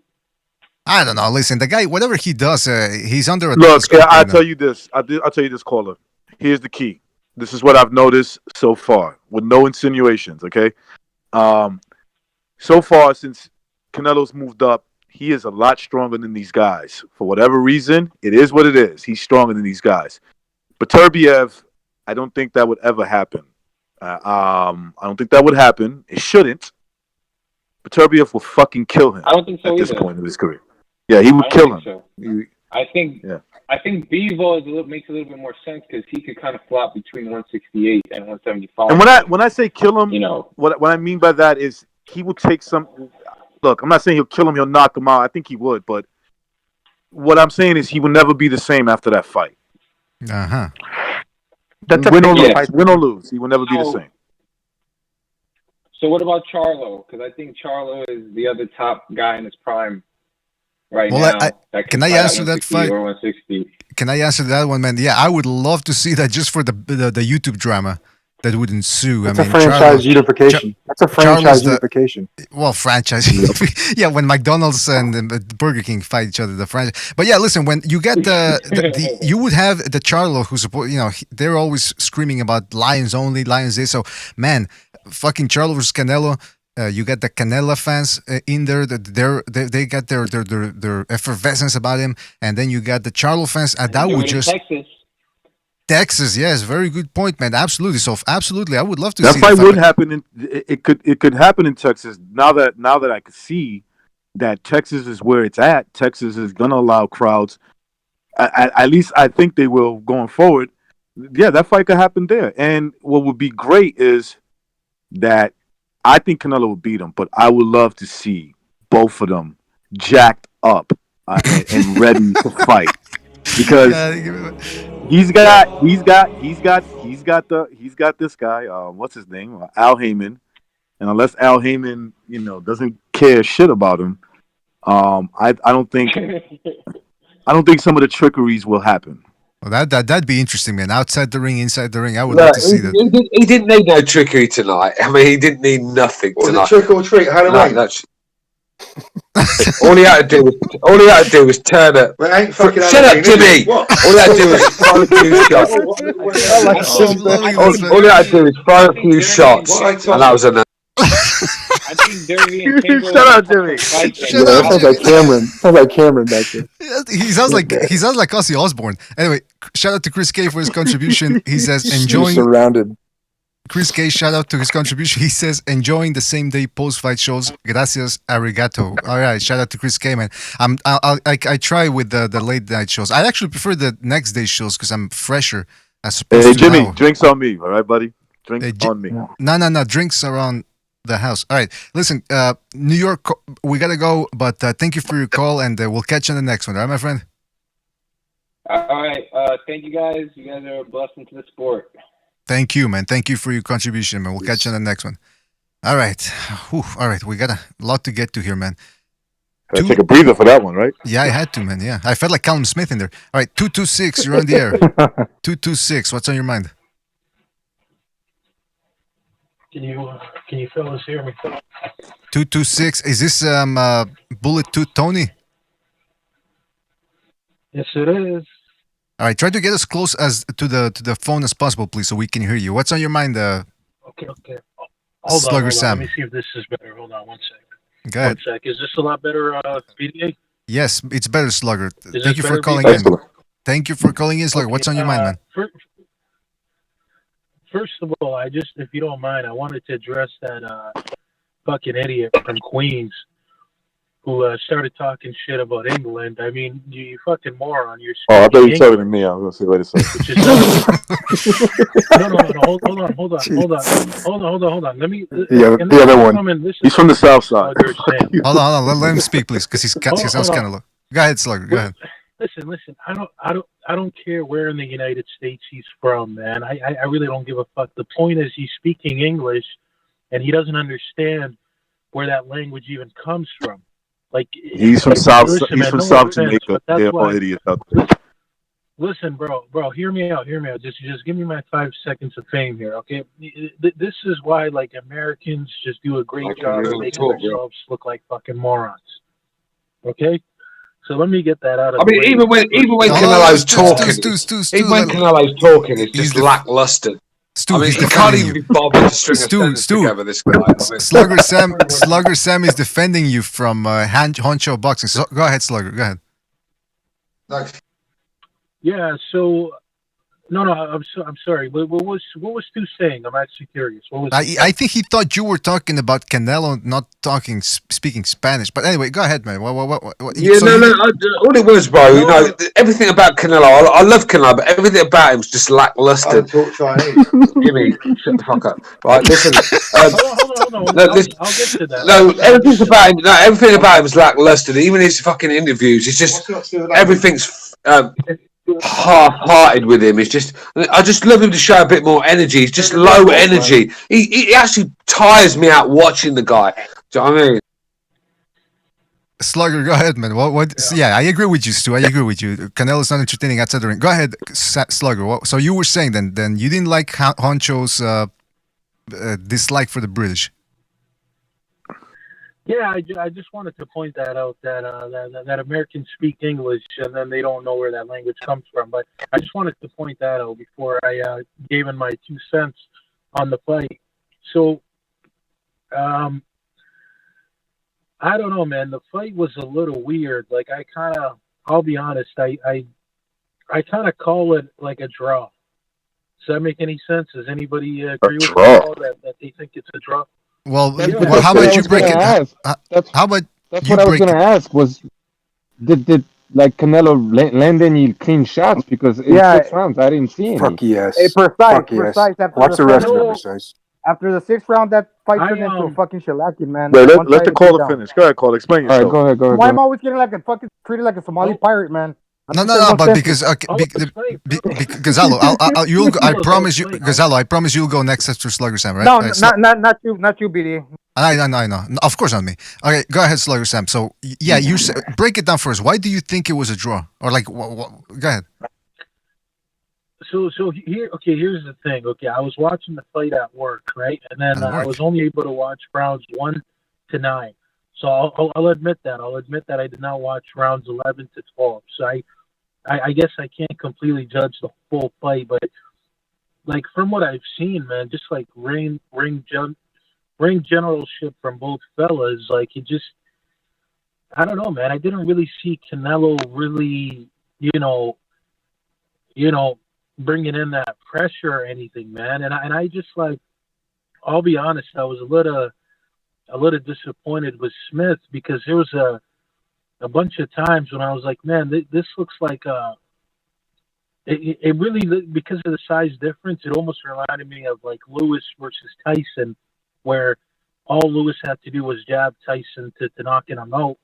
And I'm like, dude, like, why aren't you getting this guy out of here? Like, you know, just like how Emmanuel Stewart was saying, knock this son of a bitch out. And I was just really surprised that, and I know that Callum Smith isn't really the knockout artist guy, but I just like, I don't know, man. I really just felt like Callum Smith was just not really giving a fuck, and it just overall the fight just looked like a draw, man. All right, I got you. Let me get Gonzalo in here because he wanted to add something to that. Go ahead, Gonzalo. It turned into a one-sided beatdown, and look, you're gonna have the Benavides of the world, the boxer punchers that can throw 1,000 punches per fight, but they're not gonna do that against Canelo. When Benavides is doing this, he's doing it against limited opposition that he can get away with that. Canelo's fighting fighters, and he's doing a mixture of things where he can put together a decent punch output and having power, and these fighters are getting frustrated because they can't land on him. So the output from the opponent is not looking the same. It's like, Callum Smith was landing a high output of jabs. He set records in the super middleweight division prior to facing Canelo. So why didn't he look the same? Why didn't Kovalev look the same? Now, I do agree that a Bivol would present a very hard challenge, and that's a style that would be difficult. Yeah, because, I mean, look, like I said before, if you look at Canelo's punch stats, he usually averages about 400 punches per fight.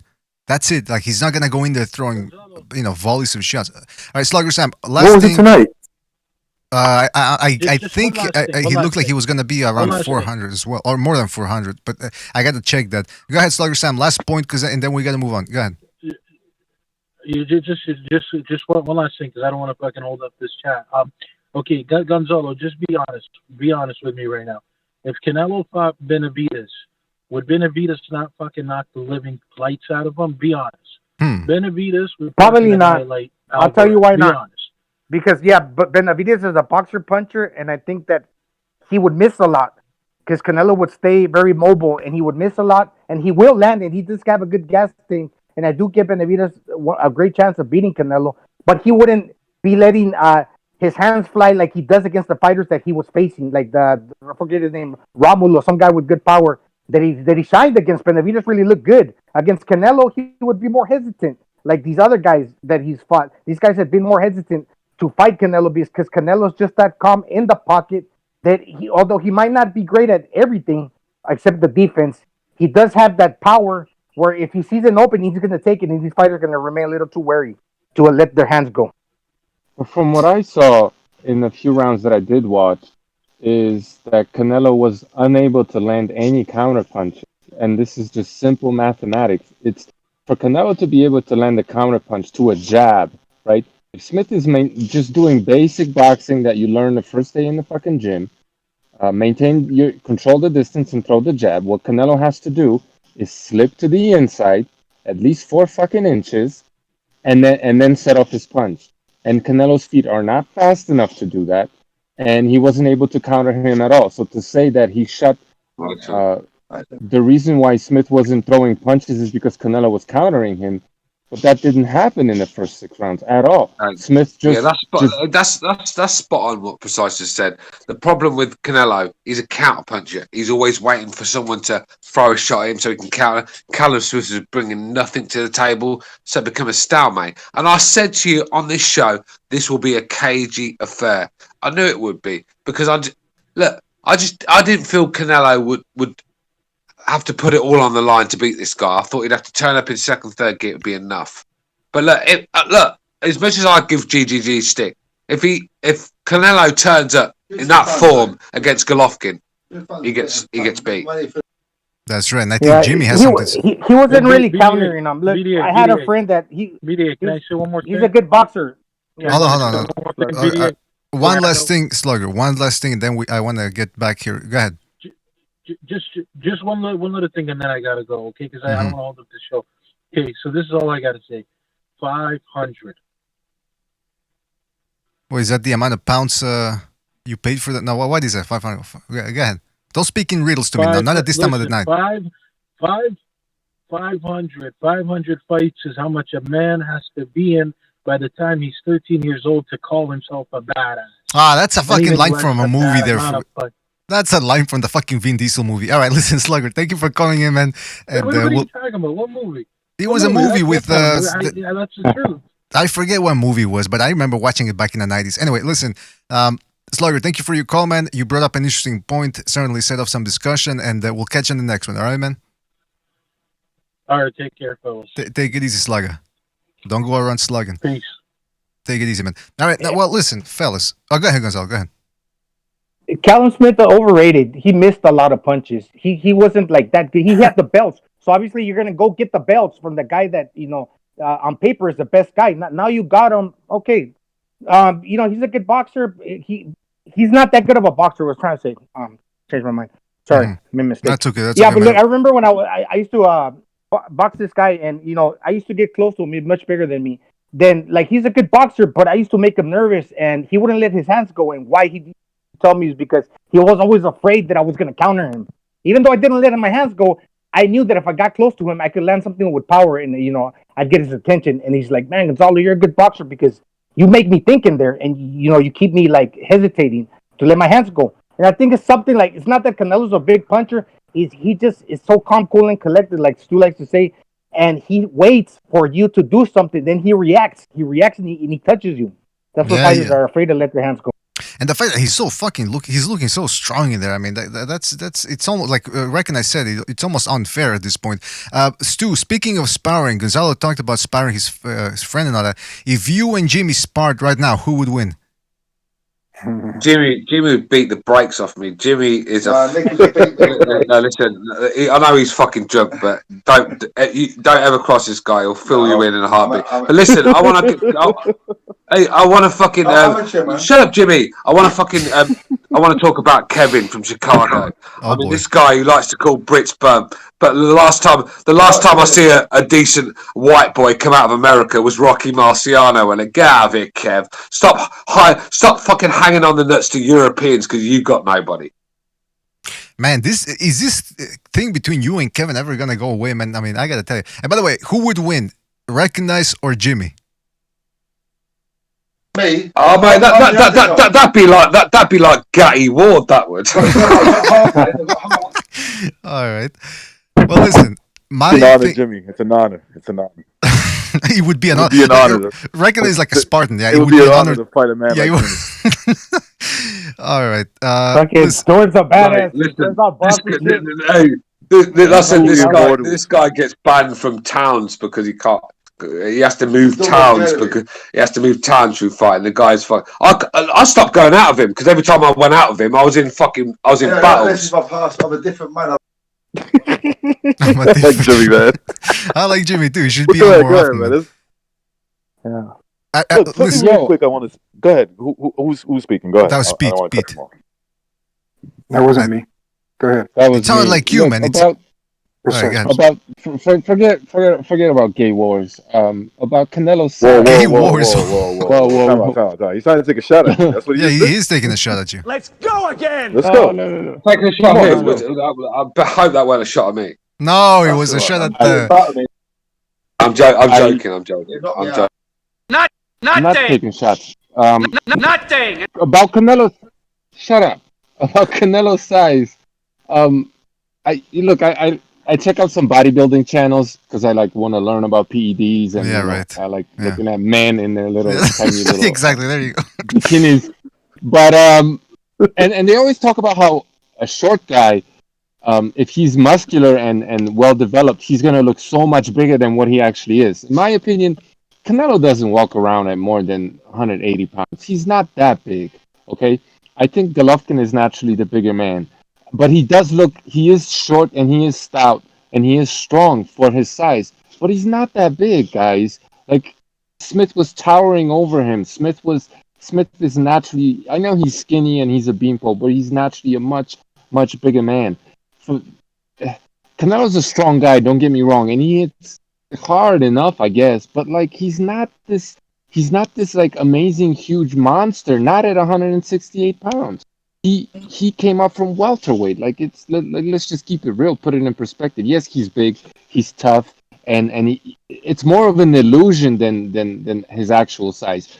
Go Google 5'8", 180 pounds, and you're gonna see dudes that are way bigger than Canelo. Yeah. Yep. I get what Precise is saying because, I mean, look, anybody's ever gone to a gym, you're gonna run into these short 5'7", 5'8", 5'9" guys that probably weigh about anywhere from 180 and 190, and they look bigger than Canelo. They do. They just look like the bigger man. But Canelo is a little rock. He's just like a little rock, bro. When you look, these guys, and I'm gonna stick to this. These guys are not. For whatever, they're bigger than him, but they're not stronger than him. I don't think he's skilled enough. Hold on, real quick, Gonzalo. I'm gonna say this quick. I don't think he's skilled enough. That doesn't mean that he's not skilled.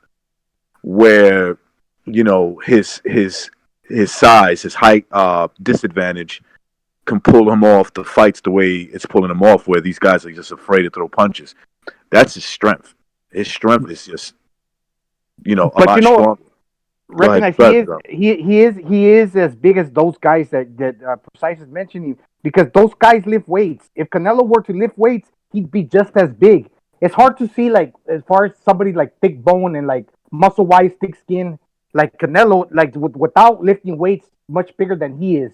But these guys that are maximizing that size, the guys you see in the gym are kind of like Canelo, but they lift weights. They stretch out their muscles to like the widest they can get.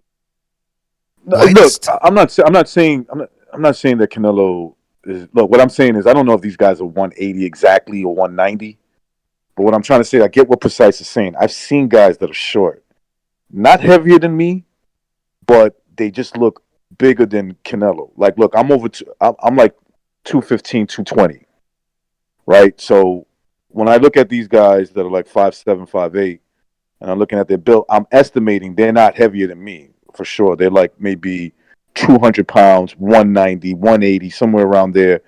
But they got the same height as Canelo, and they look bigger. They just look bigger than he does. And they could proportionately, they could probably move a whole bunch of weight because their arms are short, their knees, their legs are short, so they don't have to lift the weight as much. So, like, I understand why Canelo is very strong in the clinches, pushing around and shit like that, because he got those short arms and everything's compact. But insofar as just like overall boxing strength, he shouldn't be stronger than like an elite 168-pound guy. It's just, come on, guys, look at the size difference. Like, when I was thinking, not on skill level or anything like that, obviously, but I was thinking going into this fight, I was thinking Hagler Hearns, just because of the physical dimension. And you saw Hagler, who's an all-time great, and so is Hearns, but you saw what Hagler had to do to win that fight. He had to walk through fire and just like keep beating on him and taking punches and beating on him. He had to throw boxing out the window. Canelo was just like waltzing around, slow on his feet. Like he had it in the bag. Yeah. It was easy. It was way too easy. It's crazy. It got easier too. And I tell you what, if you watch the rest of that fight, you really should watch it because Smith stopped the little bit of movement that he was using. He stopped that completely. Yeah. He sat on the ropes. He shelled up. He didn't throw one punch back. He probably didn't land 10 punches in the second half of the fight. Canelo didn't. It almost looked like he was inviting Canelo to knock him out, right? Like he didn't slip one punch. Canelo did not slip one punch of those 10. He caught every single one of them and kept going. Didn't even interrupt them. He teed off at will. He didn't knock him out. They were talking about stopping the fight in the 10th round. The commentator talking about it. His trainer told him, "Give me one more round." When he sat down for the 10th, he was fucked up. And Canelo didn't get him out of there. That's all I can tell you. Is that I hate to spoil it. I mean, if you want to watch it. But. Yeah, what's the matter with you? Spoilers. No, but yeah, man, listen, Canelo was, I do disagree though, Pete, or maybe I got it wrong, but I did see Canelo slipping more and more shots as the fight went along, because Callum Smith showed balls in there as he was getting pressed, and in the last 3 rounds, well, actually not so much in the 12th, but in the 10th, 9th, 11th, and 9th, 10th, and 11th, Jesus, he was letting his hands go a little bit more, and the more mustard he put on his shots, the more Canelo saw them coming, because it was just overall... Okay, yeah, you're right. Okay, so I shouldn't say that he didn't slip any, but he didn't connect with anything meaningful at all. Yeah, your point still stands. Do you think that Canelo tried to knock him out? You think Canelo tried to knock him out? I think he did. Like, by the way, you see those uppercuts? You showed me the you just showed me the punch stats, and it says that Canelo threw approximately 490 punches, which is about his average. A little bit more than 57% of them. A little over 40 punches per round. That's what he usually averages. Right. The only exception in his last 4 fights was against Triple G in the second fight, and that's because he wanted to make a point. And even then, I think it was just about 600 punches. Because he had no choice. Right. And so it wasn't really that much. He had to throw punches like that. He had to. It wasn't much of an improvement. You see what I'm saying? Like, I mean, for him, 200 more punches is a lot, though. So I guess my question to you guys now is then, where does he go from here? Because he's got his pick of the fights he wants. You know, he's got super middleweight fights. Would you guys rather see him against a puncher or a mover? I'll say a mover, boxer, puncher, but not. What's it? Caleb Plant's more of a boxer. He's not really a boxer puncher. I want to see somebody in the ring. Can someone break down how Pacquiao beat Margarito? How he beat Margarito? It's just too fast for him, bro. Too fucking fast.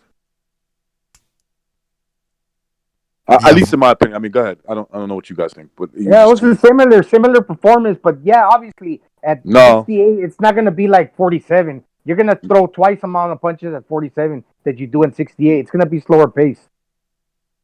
So it's I not see the what you're same. saying. It was a one-sided fight, but I don't think it was the same as Canelo and Smith. I think it was Margarito just kept coming forward until he almost couldn't, basically. Margarita almost knocked Pacquiao out with the body shot. Yeah, that's like, true. He came to win that fucking fight. Pacquiao had to dance around him like it was a completely different fight. Pacquiao was dancing around him, showing him lateral movement and 100 punches per round. Because if Pacquiao threw 80 punches per round and had 80% of the lateral movement, he would have gotten knocked the fuck out. Yeah, you guys are right about that. The ending kind of looked like Cotto. Cotto wasn't just surviving. I remember after that fight, after the Pacquiao Margarito fight, and I think that's when Bob Arum was comparing him to Muhammad Ali or something. And then there was that show on ESPN with Stephen A. Smith and the other dude, the old white guy that's always creating controversy. I forget his name. Anyway, and they were like, "Oh yeah." Larry Merchant? No, some other dude. Anyway. And they were always getting into an argument. Anyway, and they were like, "Oh, is Pacquiao one of the greatest ever? Blah blah blah. Is he one of the greatest ever?" And then the other guy goes, "Yeah, look, I didn't watch the fight, but I think he's one of the greatest ever." And then the other guy goes, "Yeah, I didn't watch the fight either, but I think he's one." And I'm like, "What the fuck are you talking about?" Then they were probably too busy watching college football or ping pong or whatever they were showing on ESPN 7, as opposed to fucking watching. Okay, I get you. Right, and I said, "All right, you know what, man? If you didn't see the fights, man, they only watch these are the type of guys. They go, wow, I watched Mike Tyson back in the day." Who didn't watch Mike Tyson back in the day? He was mainstream. When it comes to like the ESPN commentators like Stephen A. Smith, Teofimo, that's a great fighter. Like, it's all controversy for them. Yeah, it's all controversy. By the way, shout out to Virtuoso, who just donated the super chat, and he says Canelo versus Billy Joe Saunders. Oh, okay, Billy Joe Saunders, book it already. He says forget Andrade. Yeah, let's talk about that, guys. Shout out to Virtuoso, by the way, man. Thank you for your contribution. Because they're saying Andrade. Look, that's why I asked the question: a mover or a puncher against Canelo? But if it's gonna be a mover, I want a mover who can crack a little bit, not a fucking slapper like Andrade. What do you guys think? No, Billy Joe and Andre, they have no shot. The fights are gonna suck. I'm sorry.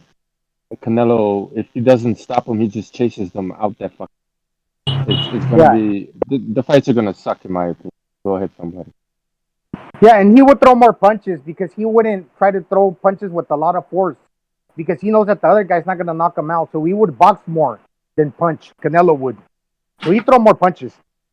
You think Canelo was winded tonight? Like he was conservative with his punches? He didn't sit down. He didn't take a stool. Yeah, he didn't take a stool. The 10th and 11th and in between the 10th and the 11th and the 11th into the 12th. He didn't sit down. The steroids kicking in. Excuse me. That was his, no, I think he was speed. I think he was speed because like that's the thing with Canelo. He'll throw 3-4 shots and then he's got to step back and take a bit of a breather. But like Gonzalo said, he gets away with it because these guys they can't land on him. So he's got the best of both worlds. But if Triple G in the rematch, really, his best weapon against Canelo is that ramrod jab. And that's what it's going to take for somebody to beat Canelo. It's something to keep him distracted while he's trying to take those small breaks, because otherwise he's just going to lay on the ropes or stay in the middle of the ring, regain his energy, throw another 3-4 punch flurry, and just, average 400 punches a night and call it a night. So it's going to... That's something. If that fight happens... I agree with Stu. Last night's Triple G beats tonight's Canelo. Obviously, when they get in the ring, it's a different ballgame. But I'm just saying, based on their performances, that Triple G beats him for me. So, do we want to see this fight then, the rubber match now? Because I remember back in a couple of months ago, we were like, this fight, fuck it, let's move on to something else. You saying now, guys? Triple G looked like shit. And I know he didn't fight anyone great last night. I get that, but the guy came to win. He tried. And you saw new wrinkles in Triple G's game, and he looked fluid. Like the feet, technically he looked really, really good, and he was minding his defense, even though he didn't have to, because the guy didn't have anything for him. Like, I think the Banks relationship is starting to finally bear fruit, and I think it's going to be interesting. Whatever happens, I think it's a very good fight. Gonzalo, I honestly don't think we can actually predict the Golovkin-Canelo fight on them two performances we've seen. One, I mean, there's just two different total fights. I mean, it just doesn't tell us anything. It's going to be very close. No, it's going to be very close. It's going to be very close, but them fights didn't really tell us anything. What does Jimmy think? Canelo. I think the pressure that Golovkin. No, hold on a minute, Jim. The pressure that Canelo, Golovkin will bring to Canelo will bring the best out of him. I think you have to put pressure on him.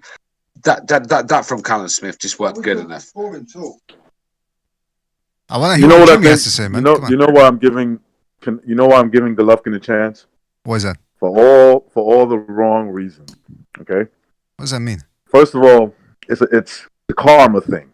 Okay. I'm going with it. That's right. I said it. It's a karma thing. All right? Go ahead. Now, I think that Canelo is going to be so much better than him. He's going to go for the kill, and he's going to get caught with something big, and Golovkin's going to get him out of there. But that's what I think is going to happen. But recognize, for that to happen, they would have to get into exchanges, right? And we never actually saw them get into that many exchanges in the first fight, or in the first two fights. But Canelo's gonna be winning a lot of those exchanges. He's gonna be hurting Triple G. He's gonna be backing him up with punches. He's gonna get caught with something coming in. I can see that happen. He's working on counterpunching. You can tell he's working on passive counterpunching because he's always been an aggressive counterpunching coming forward. Now he's sitting back, pulling and countering, and then countering with combinations. So he's adding new wrinkles. So I think he's going to ask different questions of Canelo. It's an interesting fight for me, man.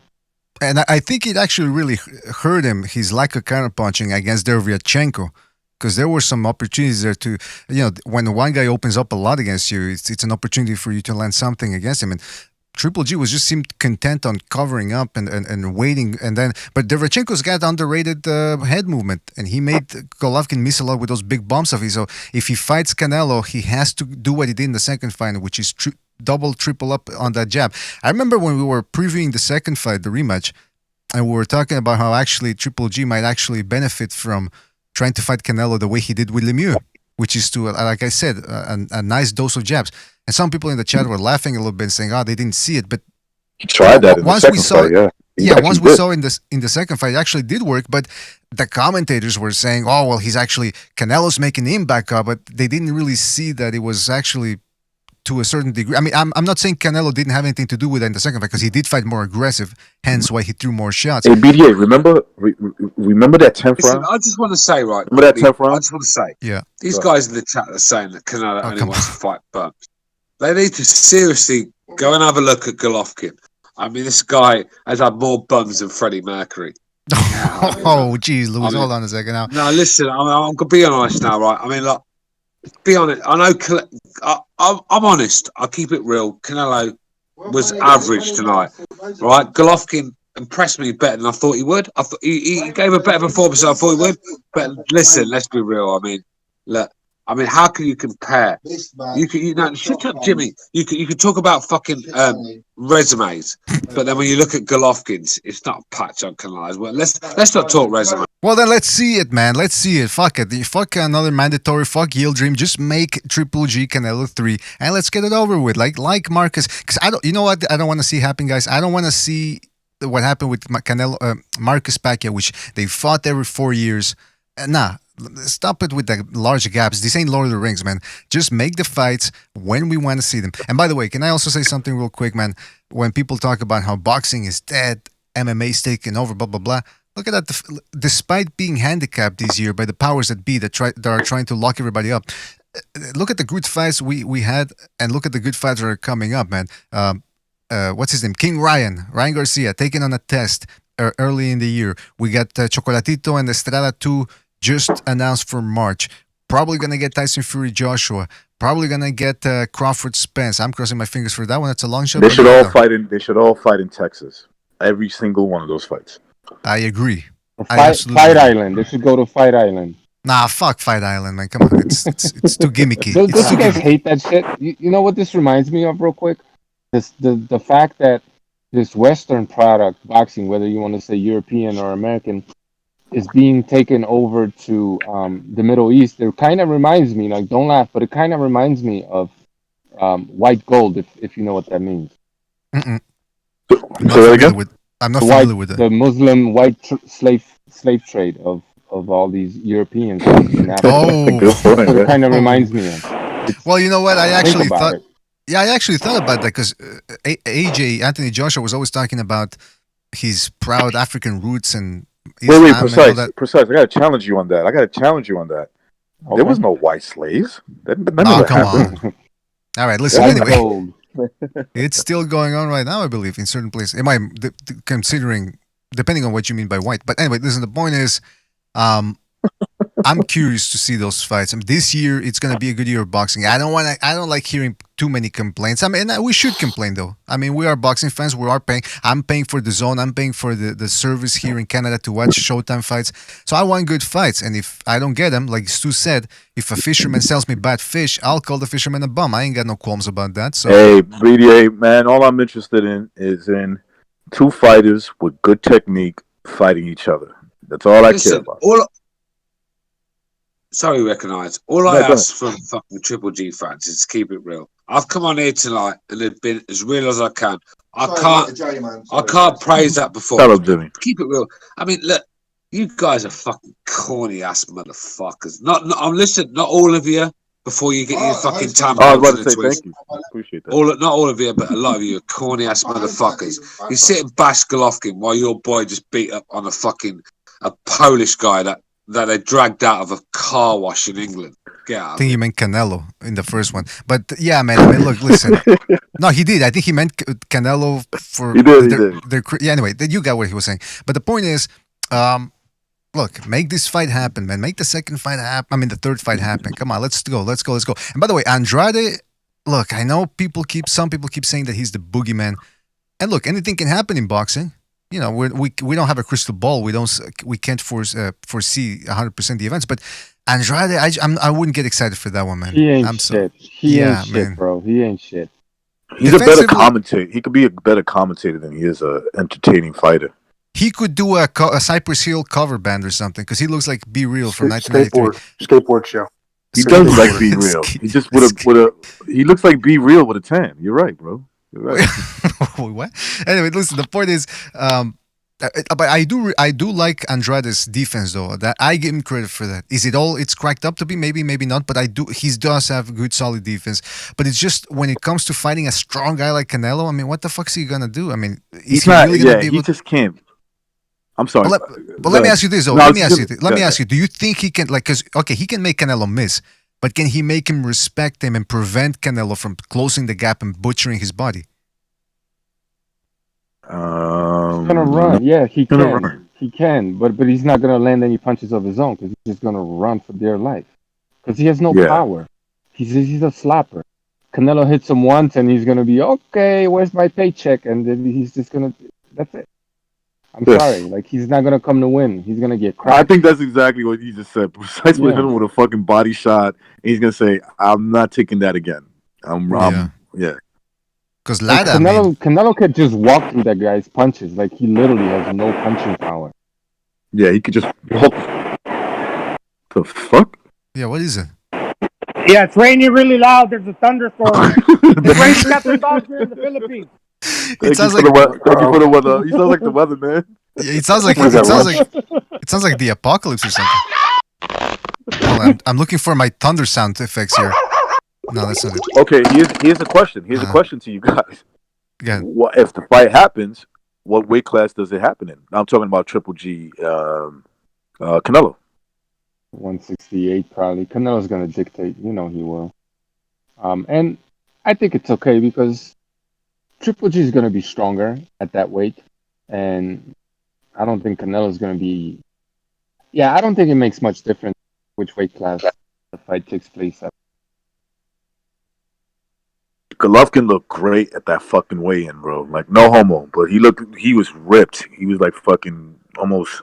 He looked like he was almost 25. He got with the program, bro. He's wising up, and he got with the program. That's what I'm talking about. Hey. Hey, is he gonna look better? Is he gonna look better if he moves up to 168 and no longer has to cut weight? No. He might look strong, but he looks slower. If he goes to 168 and he's on that good stuff, like Precise alluded to, he might be fucking even more devastating. If he can fight the same way, that's. By the way, can I say something about? Oh, sorry. Go ahead, Regan. I thought you were done. No, that's it. I think he's. Well, can I say something? Yeah. I don't know. I can't remember the episode, but I remember we were talking about Golovkin after the Canelo. I think it was after the second Canelo fight, and I actually said that he should move up and fight Callum Smith, because I thought that was the perfect style for him. That he could catch the taller guy with the looping shots. And after today, I'm a little bit more confident in that assertion. Too bad he didn't do it. I think he could have taken out Callum Smith. What do you guys think? BDA, Triple G wanted the reason why he stood at middleweight. It goes by what's in front of him, right? And so he wanted these big fights with Canelo. He also wanted to break the record, and he did. I think he's gonna. Maybe it's a little too late, but I think that if a fight presents itself and it's at a bigger weight class than 160, I think Triple G would do it. I think at this point he'll do it. He completed everything he wanted to do at middleweight. He hits hard, but he's not a one punch knock you out type of guy, because he don't put speed behind his punches. He's never been. He's always 68. He mollywopped the guys at 68, but I don't know if he would like knock him out. He does hit harder than Canelo, because in that Canelo fight, Canelo landed the more eye-catching shots, but Triple G landed the harder shots. So Canelo hit harder. Correction. Triple G hit harder than Canelo. He probably would have knocked out Callum Smith, but it would have been in the latter rounds. He would have not like iced him or anything. Yeah, I agree. These guys are bigger. Yeah, I agree. I don't think he would have Deontay Wildered him. But you know what, man? I got to also bring up the question of David Benavidez, because yes, Benavidez, and recognize we're on the same boat, that he could potentially, because he's got pop. That's what we're talking about, that mustard on his shots. He's got the mustard to make Canelo respect him. But here's the thing that worries me, guys, about Benavidez is he's a hot and cold fighter. His father, who's his trainer, can't really seem to get a hold of him all the time. He seems to have some good performances here, and then he fights down to the level of his competition there. So, I mean, I'm assuming that if he fights Canelo, he would show up in shape. But even then, I mean, there's like, is there anybody? Do you think Benavidez is ready for a guy like Canelo? Or would you like to see him in there one last fight against a specific type of style to see what he's got in the tank? Caleb Plant, put there with Caleb. Jesus Christ. That's my favorite fighter at 168. That's my favorite fighter at 168, man. I'm big on David Benavidez, but he got these long ass layoffs, and he missed weight. He missed weight last time. And what is he now? He's probably 23 years old now. You know who he reminds me of, Pete? Man, I like his style, man. You know who he reminds me of in terms of his attitude towards boxing? I'm not saying they fight the same way. He reminds me of James Toney. I think boxing comes natural to a guy like that. And that's what makes him a hard fight. The training part is something that he's always going to struggle with. I heard he was like, when he was 15, 16 years old, they said that he was over 250 pounds. 250. Yeah, that's insane. So no, he's a fucking light heavyweight on a fight night. You know what I mean? Like he was fat. Pete. Oh, I know. I seen him. He wasn't like athletic. I seen it. I've seen the video. I've seen videos of the kid. But the point is, though, I see a lot of those training camps with Triple G. I see him fighting a lot like Triple G in those Graville fights. Mm-hmm. I see him getting flashy in there with the fucking, that Porky Medina fight. I thought it was fucking awesome. Be surprised a lot of these young fighters go check out Triple G, bro. He was sparred. He was in camps with him. I don't know, maybe 5 years. I see a lot. I see him throwing shots a lot like Triple G. I see him finishing guys, but I don't want to see him getting some kind of fucking A-side. I don't want to see him get A-sided into some bullshit fight where Well, that might not happen with him. I'm not saying for sure, but that might not happen. Where I'll put it to you this way. It all depends on Al Heyman, right? Al Heyman is going to make sure that he has. And again, this is not me. Like, I don't want to sound like I'm just shitting on Canelo. Canelo's skilled. He could beat these guys on his skill. his skill set. But I don't. If Benavidez goes in there 168 and he can blow up to whatever fucking way he wants, he has a very good chance of beating Canelo. Because I'm still not convinced. All I need to see is Canelo in there with a guy who has just as much strength with him. And I'm talking about the bigger guys, the guys over 6 feet tall. I think one of those guys are going to beat his ass. Yeah, I see that fight, 50-50 because, I mean, yeah, he's a boxer puncher, David Benavidez is. But all that shoe shine, I'm going to throw, like, the combinations, the barrage of punches that I was throwing against Porter Medina. Canelo would just remain real calm, hit on the swivel, dip and dodge those shots, and counter back. And it's not that Canelo's a huge puncher, but he likes to acquire the target. And he can hit that target pretty good, whether it's the liver or the other side of the body. And that's what David Benavidez, that's why his punch output would come down. That's why these fighters are throwing a lot of punches because they're facing subpar competition. Smith was doing the same thing, throwing a lot of jabs before, but once he faced Canelo, he didn't do the same. Yeah, I didn't see. I seen Benavidez shoe shine in the Medina fight. The last 10 shots that he threw, and he knocked him the fuck out. He finished him. And you know what, Pete? It's not just the fact that he's calm. He's got the good chin.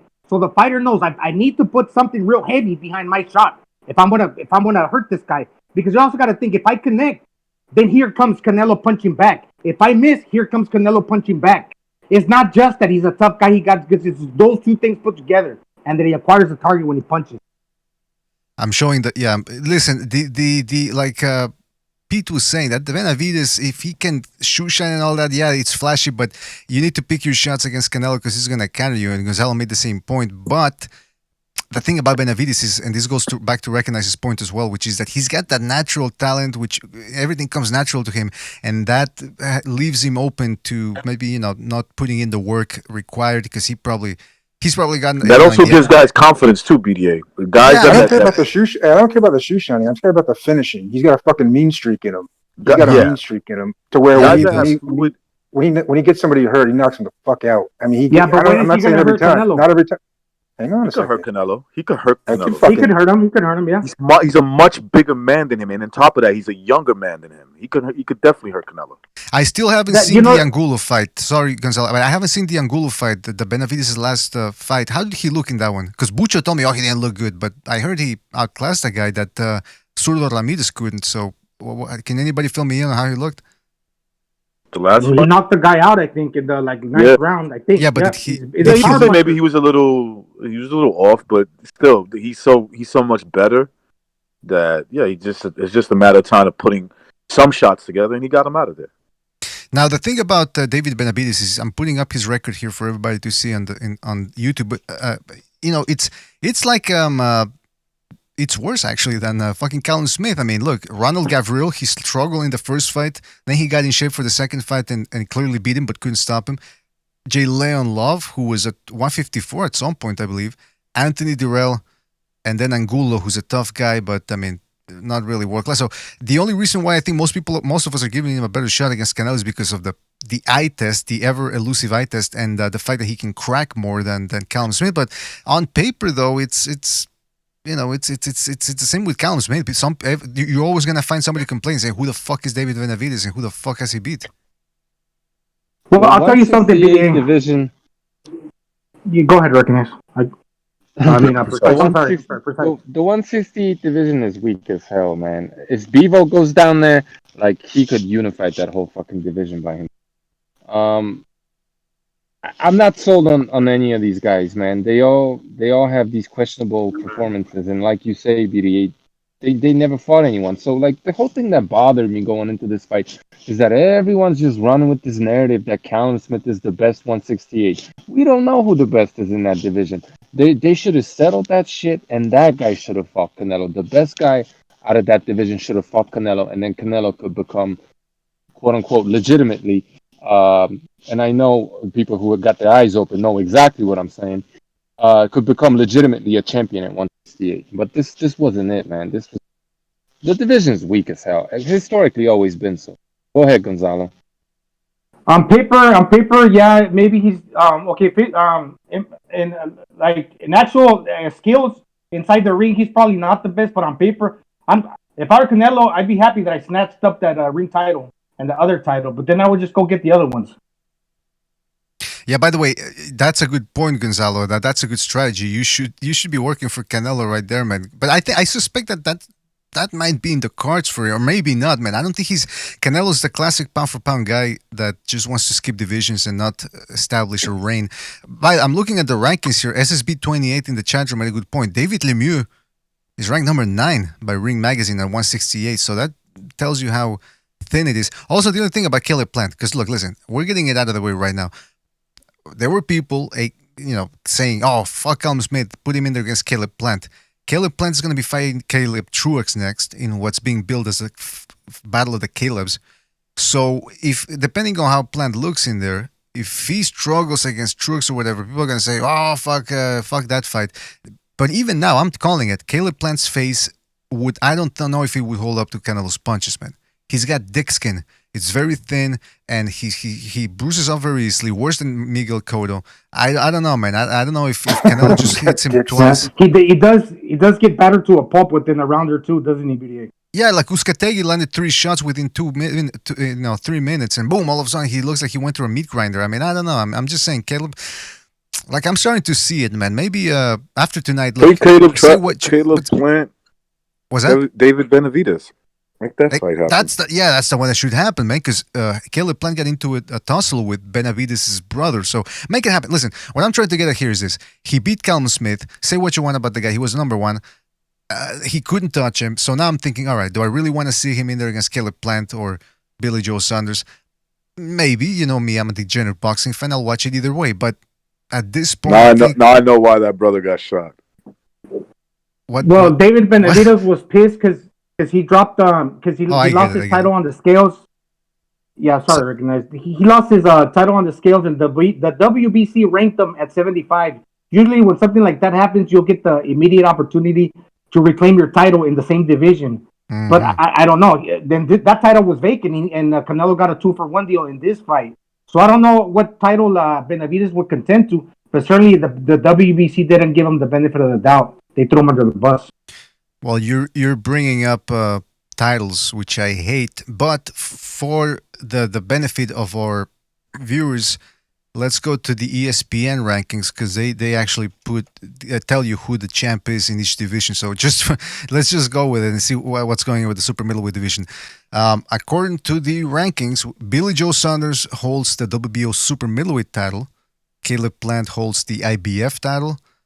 Canelo Alvarez holds the WBA title, or one of them. He also holds now the WBC title, and David Morrell is the WBA interim super middleweight champion.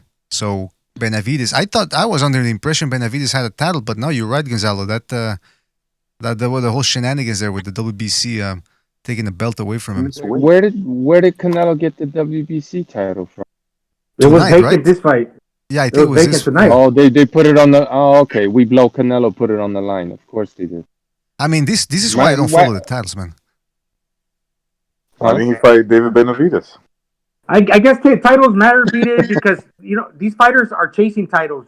You know what Teofimo said, that I'm not, and Canelo also, that I'm fighting only fighters that got the belts. Screw the belts, man. Of course, of course, titles matter. Of course, they matter. Unless you're someone like Canelo, they don't matter until they do matter, and then they don't matter. So it's like these people, they're bloodsuckers, man. These organizations, I've had enough of them. I'm telling you right now, man. By the way, Jim. Now, what? Sorry. Well, no, I don't think that they charged a $1 million sanction fight. I think they Canelo's do, man. happy to. I think they gave him a pass. They've done it before. Oh, they give him a discount, the Mexican discount. All right. Stu, are you there, man? 850,000. Jeez, Luis. All right, yeah, that's almost a mil, man. Just make it a mil. Can I say something to precise, BDA? As long as it's something nice. Go ahead. Didn't you find that funny that they played that song? Finally, he's free, the free man. I was thinking like, oh, maybe they're like happy that good riddance with Oscar de la Hoya. That's why they played that track on the intro. Did you hear it? It was funny. Yeah, he let him out of his basement. Good for him. All right. Shout out to Diego in the chat room. Says Canelo Yildirim February. He said, "Oh boy, well, look, listen. As long as he's I'm gonna tell you right now, I hate that fight. But if he's saying he fights in February and then in May, a couple of months later on, why not?" Stu, he's fighting 3 times next year. That's why it's okay. Yeah, good for him. He's gonna really fight in February? I don't know about that. Well, he claims. Yeah, Stu, are you there, man? Stu, I think Jimmy got to him, man. Fighting with Jimmy. Was you speaking to me? Yes, that's right, Stu. What's the question? Oh fuck! It's 7:47 in the morning. I'll start. That's what I was going to ask you. He fell asleep on top of his buddy on the couch. Okay, come on, man. Hey, Gonzalo, I'll sleep on top of your missus if you carry on. No. Come on, man. That was a low blow. That was a low blow too. Yeah, that was a low blow, man. That was a Canelo low blow. But Hey, Stu, Jimmy, listen, I'm still here, mate. I'm absolutely splattered. But did you sleep at all, though? Did you sleep at all, or did no, you stay awake? I'm still up from last night, 7 in the morning. I came here. And like I said, I mean, I think the Canelo fight took about 10 years off my life. Jimmy's on you too. Jimmy's on your back too, boy. Yeah, Jimmy's still there. Jimmy's just fucking in the background. He's in the background like a fucking parrot, isn't he? Hey, Stu. Listen, in my mind, I think of Stu just sitting there quietly listening, and then when he opens his microphone to talk, when you open your mic to talk, Jimmy doesn't even realize you're on a show. He thinks you're talking to him. I'm not one for not being able to get a word. I'm usually one for getting a word in, but when I'm around him, I can't get a fucking single word. You're surrounded. You're surrounded tonight. Hey, Stu, break it down for us. Is Jimmy wearing clothing right now? Is he fully clothed? Jimmy's definitely wearing clothing. Jimmy's definitely not my type. I'm an alpha male, ladies only, size 8 onlys, fat bitches will not do in my life. Oh man! All right. Well, listen. He's gonna have a fry up probably. No, Jimmy will tell you right. Jimmy will tell you right. One thing about me. Say we like. Don't listen up, right? Hey, when I date chicks, they have to be to a certain standard. Let's shut up, Jimmy. I have standards, right? I have standards when it comes to boxing. I have standards when it comes to women. Listen, you gotta have standards in life. Why would you settle for these guys that you see in the shopping centre just sitting there walking with their fat bitches next to them? They look miserable, don't they? I'm not settling for that. Come on. No, I'm not settling for that. I want a hot chick. If it's not hot, I'd rather be on my own. Yo, Stu, is Adele acceptable when in her fat face? It's like I can't hear you. Say again.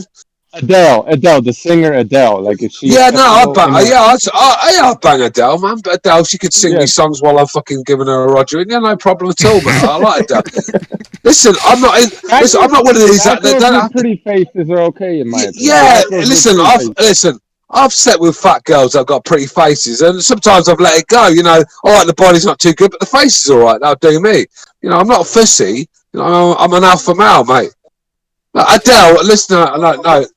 Adele is. Oh, she'll be right good in the bed. It's even my mate, even my mate Jimmy wants to sleep with Adele. Mind you, have you seen some of the things Jimmy slept with? Adele was like top of the range for him. Hey Stu, what about fat Gina Carano? She's getting a little bit chub. I have no idea who that is. It was Gina Carano. Let me share that. Let me share the screen. Yes, please. Absolutely. I have no idea that is, but she sounds Latino. That'll do for 90 me. seconds. I'm putting the picture up on the Discord there. Jimmy. No, you don't. She's stunning. A little broad shoulders, but yeah, I don't know. The only fucking the only Latina Jimmy knows is Shakira, isn't it? That's the only Latina he knows.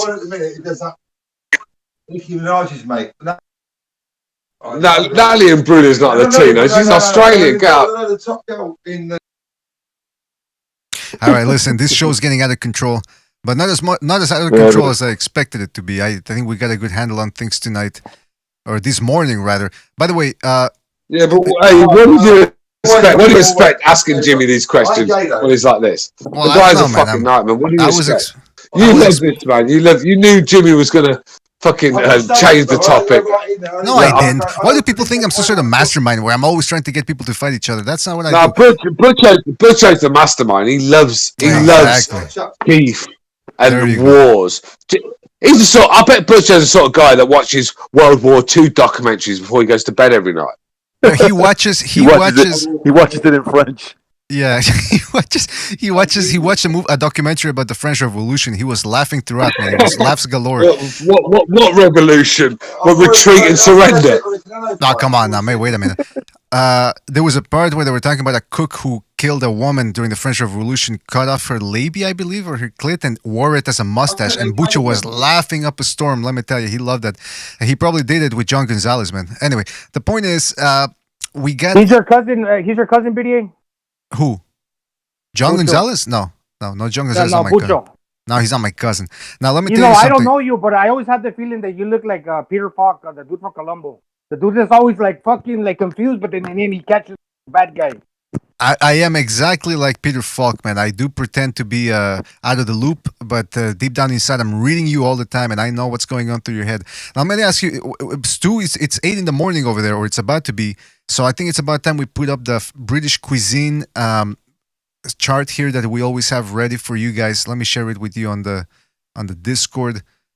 All right, so we've got crab tier foods from England, which is, you know, a lot. Some people would say that that's all they have, crab tier food, but we're gonna be fair here and show everything we've got. So we've got steak. Listen, mate, this is the thing, right? Everyone thinks I'm on the fucking yayo. I can. They all think I'm on the coke, right? Because I'm a bit of sun. Just drink the weed. Just drink the weed, mate. Like when you come to that's why Butcher's not welcome in England. He wouldn't last 10 seconds. BDA, you're always welcome over here, bro. Butcher's a snowflake. He just wouldn't last if I took him out one night, he'd be going home with a Canadian flag and an aeroplane the next day. I don't even know him. I would like to take him out for a night, though. Hey, what about Gonzalo? You think he'd be a good person to party with over there? The silence says it all, man. Let me tell you. No, but you know what, man? What? Can you guys hear me, or are we out? What the hell's going on? Yes. Yeah, I can hear you. I can hear you. All right. Just for a second there, I thought we were out. Yeah, but listen. First of all, Butcher just according to Gonzalo, Gonzalo would get me. I took Gonzalo out. He'd get me a good hiding. He would. All right. I'd go out with Gonzalo, and I'd end up getting filled in because he'd go on a mad one and starting a group of rugby players or something, and I'd end up getting filled in with him. Gonzalo you know says me, man. You know me. I'm a wild man. Gonzalo says that Butcher got out of rehab recently. Them Mexicans, they don't care about getting beat up. I'll never fuck with Mexican, ever. See, I just heard somebody say... the Mexicans. Jimmy respects the Mexicans. They've got heart. They've got more heart. No, they're fucking... I'll keep getting up. They're different levels. Yeah, they're different animals, aren't they? Hey, can you get Jimmy to scream Sharon like Ozzy Osbourne? Hey, speak Sharon. Everyone thinks you sound like Ozzy Osbourne. Ozzy? Yeah, say Sharon. Say Sharon, Jimmy. Go on, say Sharon. Sharon. No, Sharon. But he's got to scream it. He's got to shout it. Sharon. These shows, I can't get anything right today on this show. Hey, by the way, Stu, I'm sharing here the British cuisine because I'm guessing you're gonna have a bite to eat before you try to get some sleep. Listen, mate, the bite to eat, fucking McDonald's, double McMuffins, sausage McMuffins on the road. I'm going to go and get in my car in a minute and go and get myself at one of them. So you're not going to eat some lavender? So you're not going to eat some... You're not gonna eat some. You're not gonna eat some haggis or some laver bread or some jelly. No. The fucking fried breakfast. Forget all that. We're on COVID ban at the moment. There's no fried breakfast place open. So no, you're not talking. Haggis, motherfucker. All right, listen.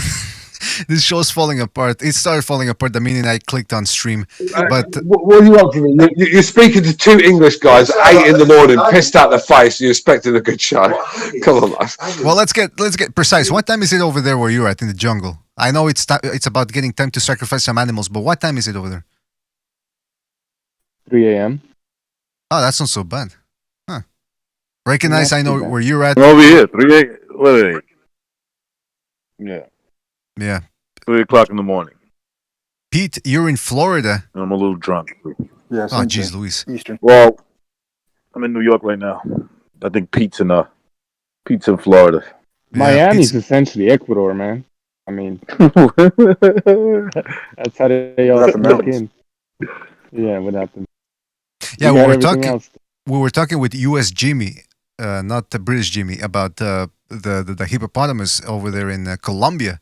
We got to do a second renaissance Hey, on you know, that. I finally had toast and cheese, like the real way. I finally had it. I know. What do you I know mean? the difference now. What's oh, okay? Yeah, I get No, it. I no, get it. I really no. I'm sorry. You're making fun of With when he with said cheese and toast or what? cheese and toast. There you go. There you go. Cheese and toast on cheese. Whatever it is. Oh, Yeah. Well, so this is how you make it. I think this is how the English make it. They toast the bread, right? And maybe you put some butter on it, or maybe you don't put anything, and then you put the cheese on it, and that's it. sounds too And beans. complicated. Beans. Beans. You should be an Toast engineer. and beans. All right, Listen, listen. as spun out of control as this broadcast is, the zone broadcast was no better tonight. I don't know if y'all had their commentary on, but Their commentary, Zone is like dread. we always complain about these different networks, but the zone takes the fucking cake for me, I'm man. telling They're you, the man. worst. Since they first came on the air, I said it sounds like three guys in the stands that have that are just mic'd up, like talking to each other. Steve Smoger gave a 10-10 round in the sixth. Did you see that in his Yeah, unofficial yeah, I saw it, scorecard? yeah. And then I he think he goes. was wasted, man. I think he was fucking I think he was. He did Smoker was look. smoking. He always looks wasted though. The guy. My favorite I Steve mean, I couldn't Smoger. see him, but he just goes, they go, 10-10 round.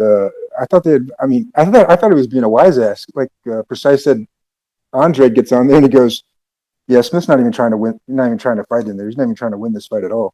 And they're like, okay, wait. They cut I it That's off. a little harsh. I They actually got like butthurt, those. man, when he said that. That was Yeah, that was the yeah. best. That was probably the best thing said on the fucking telecast. Oh, you know they fucking ripped that microphone out of his hand. And then they went to Get it out, Smoger get it about out, a get it round out. later, and Smoger gives him a 10-10 round. What the fuck? He's gonna fail the vid test before his next fight. Watch. Yeah, His Punish punishment. they're gonna punish him. Yeah, or they're gonna, or maybe De La Hoya is gonna get to him. Or well, actually, De La Hoya has nothing to do with it. Anyway, I was gonna make a trans joke there. But listen, the point is this, man. That zone. Did you guys see that whole thing with Ryan Garcia? My best 10 seconds. The best 10 seconds of my What life, the or something. fuck was that? That was cringe, What man. was that shit? I was cringing. I didn't That see was, it. What happened? I didn't see that. It was like Tell a me. cartoonish dream he had. He was recounting the knockout of that bum and how he like visualized it and how God gave him this power and he just like he's some kind of a extraterrestrial fucking like it just like Look, I that don't kid's like the he was one. yeah, it was the Mexican Jesus with fucking just like the power to heal or kill with his hands. You know what I mean? Like, Listen, that kid's gonna win a title. Good Lord. That kid's gonna win a title. I'm gonna tell you what's gonna happen with this kid. I got a little prediction. He's gonna win a belt. He's gonna establish a nice little name for himself, and he's gonna come out that he's gay. I guarantee you. Watch that happen. well, Del Boy said that he thought that in 5 years they were gonna come out with, oh, he's got AIDS or something, and try to make him into a sympathetic figure. But yeah, man, that makes. Wait a minute. Didn't you say though, recognize, or maybe I'm wrong, that he was gonna come out as trans, or was that somebody else? He'll go that far. Maybe he'll do that later on in his life when he's like done with boxing. Right. But he for the he and Clarissa. Sorry, bro. wait. No, I was just gonna say he and Clarissa are gonna be the first transgender fight. Wanda? You talking about Wanda? Wanda. I lost my train of thought. Yeah, I don't. Yeah, but they're that gonna Ryan be the Garcia, I think was cringe, and especially when you consider the fact that they're trying to hype up this moment. That was his best moment. He knocked out some undefeated guy that, as far as I know, wasn't really ranked in any meaningful capacity in the top 10 lightweight division. Maybe some of those alphabet titles had him ranked. I believe they did, maybe. But yeah, man, they're trying hard to push to take what he's achieved in social media, and they're desperately trying to make him into a mainstream star, and maybe they'll succeed. But that segment was cringe, man. And I think Have you guys ever seen that? You know what it reminded me of? That Kobe Bryant Black Mamba cartoon he did one time that had all these occult overtones. Have you guys ever seen Oh that shit? shit! Yeah, That's what it yeah. reminded me of. I was like, this is some like occult shit. Really, I don't know, creepy. And if you think about what's happening right now, you think about it's like Why wouldn't this come to boxing? By the way, I don't know if you guys heard. I know this is a boxing show, but maybe we'll do a second renaissance on this if this comes through. But it seems like I don't want to talk about it on this is YouTube, but the presidential shit. Mm-hmm. You've heard of martial law, right? That's right. Yeah. They're talking about that. Yeah, I've heard some. I mean, I don't know if it's all some rumblings from message boards and Twitter groups, and they love to. It's a little bit more complicated than it seems, but I mean, look, listen. We'll who knows these days, right? Who knows exactly? They say 2021 might be crazier than 2020, but real quick, back to the Ryan Garcia thing. The way he's talking is indicative of a guy who's involved now with some cultish type people, because they're all over the place in Hollywood. I don't know where he lives exactly, but celebrities, for the most part, they're always revolving around people that are trying to get to them. Cult people and all that. And some of the stuff he was saying was like Precise said. And I know Precise was being facetious, but yeah, he was talking a little bit like, I saw before the fight, I saw it in my head in a dream. He wasn't necessarily talking about visualizing. He was talking about how he actually received a vision from a second power. That was a little bit bizarre, man. Yeah, for sure. Aleister Crowley, right? That's what I was thinking when I heard that. Well, if you think about it, man. Yeah. Go ahead. Well, I was just gonna say that's not the first thing that popped to my mind, but yeah, it was bizarre what he was saying. Like somebody got to him and they're putting these things in his head, like, 2 + 2 doesn't always equal 4 because the world is like, enough of it. You know what I mean? Like that type of stuff. Was that tonight's broadcast? Was that tonight's broadcast? Yeah. Yeah. Insane, bro. Listen, man. There's a price to pay, like they say, to be down with the Hollywood crowd, right? Exactly. Yeah. Look at Wilder, man. Look at what they charged his ass.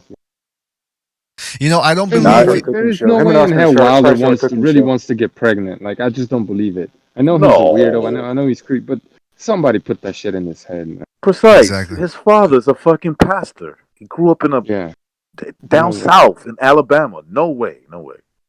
They fucked that dude. Literally. Yeah, when I saw that video you did, and like after the fight, and there were like that, I think it was the round before the stoppage, and he sits down and they're playing "We Will Rock You" by Queen, and that specifically when he's sitting down and that part sounded where like you look at you, what's it like? You big disgrace, bleeding all over. Blood on your face, you big disgrace. Yeah, they shamed him. Yeah, that was like okay. I don't believe that. What about the? Yeah, go ahead. No, I was just gonna say you don't do that to the A side. That's not a coincidence, okay? You just don't do that. Period. If he's the A side, that's what I'm saying. Like this, it was a ritual, sure. With Fury licking the blood off of him, and then they played that song. Like that's what about the song at the end? What was the song at the end? Oh right. Oh, there's so much symbolism there. Dude, American Pie. What happened right after that? What happened right after that? The lockdown. Wait, what happened? The lockdown. Oh. Well, that whole song is about like I don't want to get this wrong right now. I'm fucking tired, but it's all about like the good old days ending and gone. A new darker time. Yeah, new darker time coming on, and the empire falling. Basically, that's what that song. Hey, is but really Revolucion did a parody of that song after Wilder lost, and I think he's a part of it. Yeah, I think he's a part of it, man. No more Revolucion. I'm gonna tell Butch no more. Hey, by the way, but Canelo's the symbol that Canelo has now of his company or whatever it is. I don't know about you guys. Yeah, it looks a whole lot like the Freemason symbol. Somebody What's was talking. GGG? What's GGG? That's 666. Right. Yeah. GGG. So are these guys? You know what else? You know what else GGG is? It's like a German porn company. No kidding. I gotta check that one out. Like, what do they do? Yeah, check it out, bro. Oh, nasty. Oh, nasty. Nah, I'm not into the Germans. The Germans really get crazy. You'll like it. Yeah, he's taking a dig at me. You'll be fascinated with it. Yeah, I'm sure I will. Now, if it's German, no, I stay away from the German stuff. I've had one look at that and I said no more. But so you're German yourself. Stop it. Do I sound like a German to you? Look, listen. Yes, point is, you do. You sound. No, German. I don't sound German at all. The Germans, they always talk like this. I've said this before. The Germans, they got two type of Germans: the guys who talk with the low voice and the guys who talk like with the high voice like this. The Germans, there's only two Like voices, you. Germans, and I got no, not like me. Shut up. Listen, the point is this.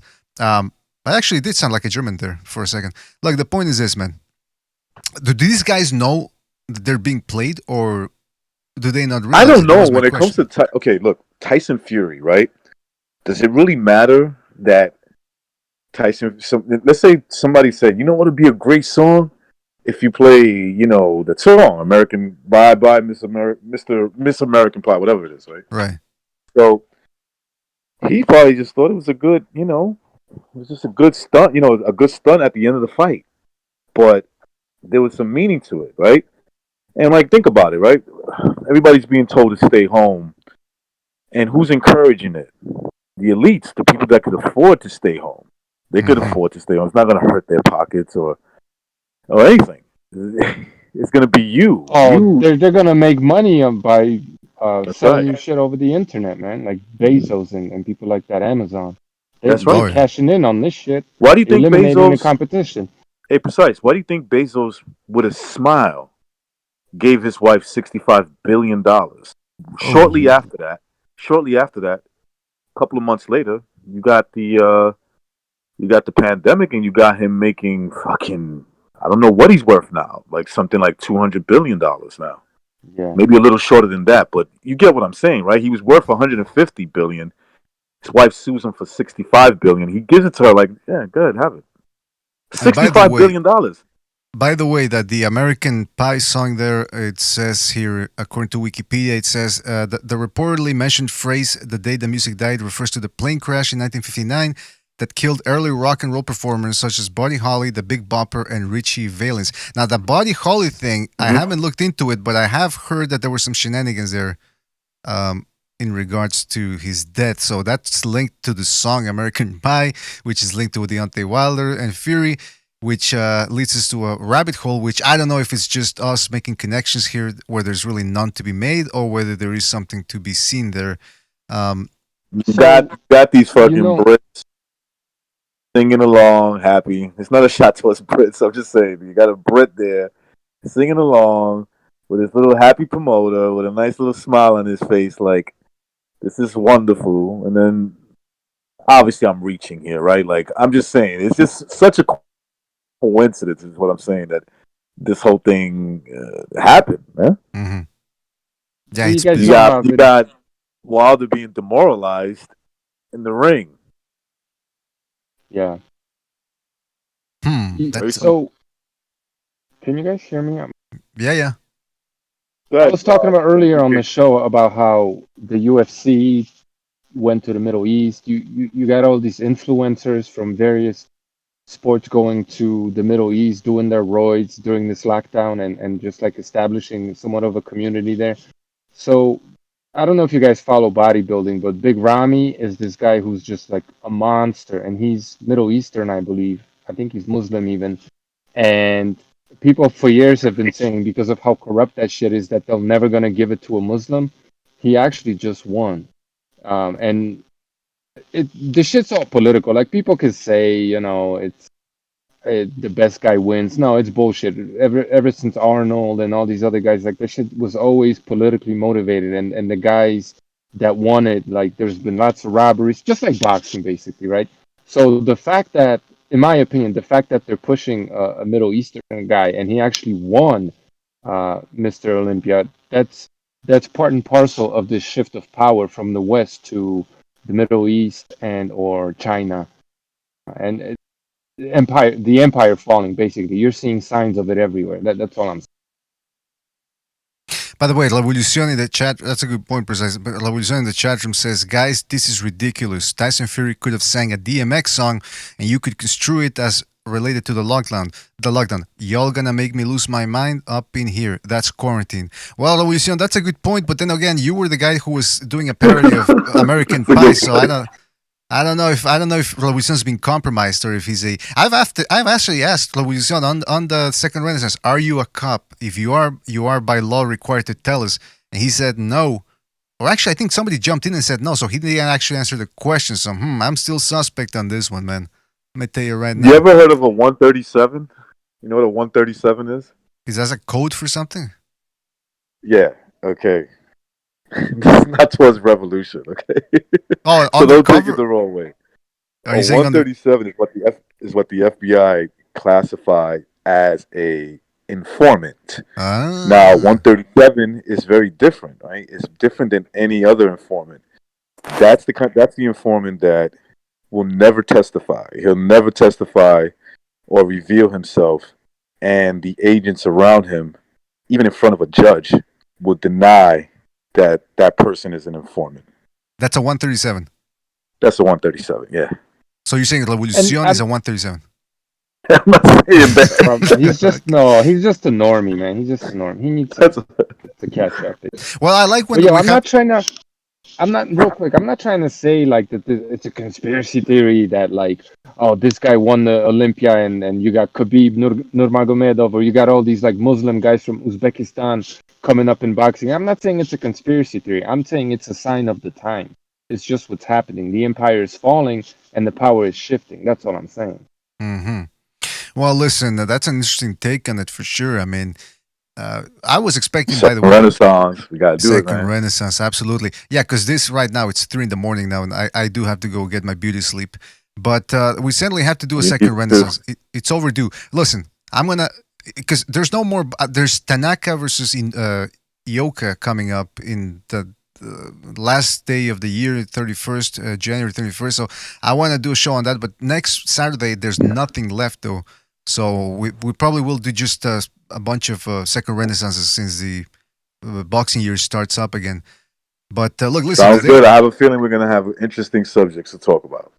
Absolutely. And first subject is going to be those what we said 2 weeks ago, which was the bloodlines and the relationship between these ancient families and how they're all interconnected somehow.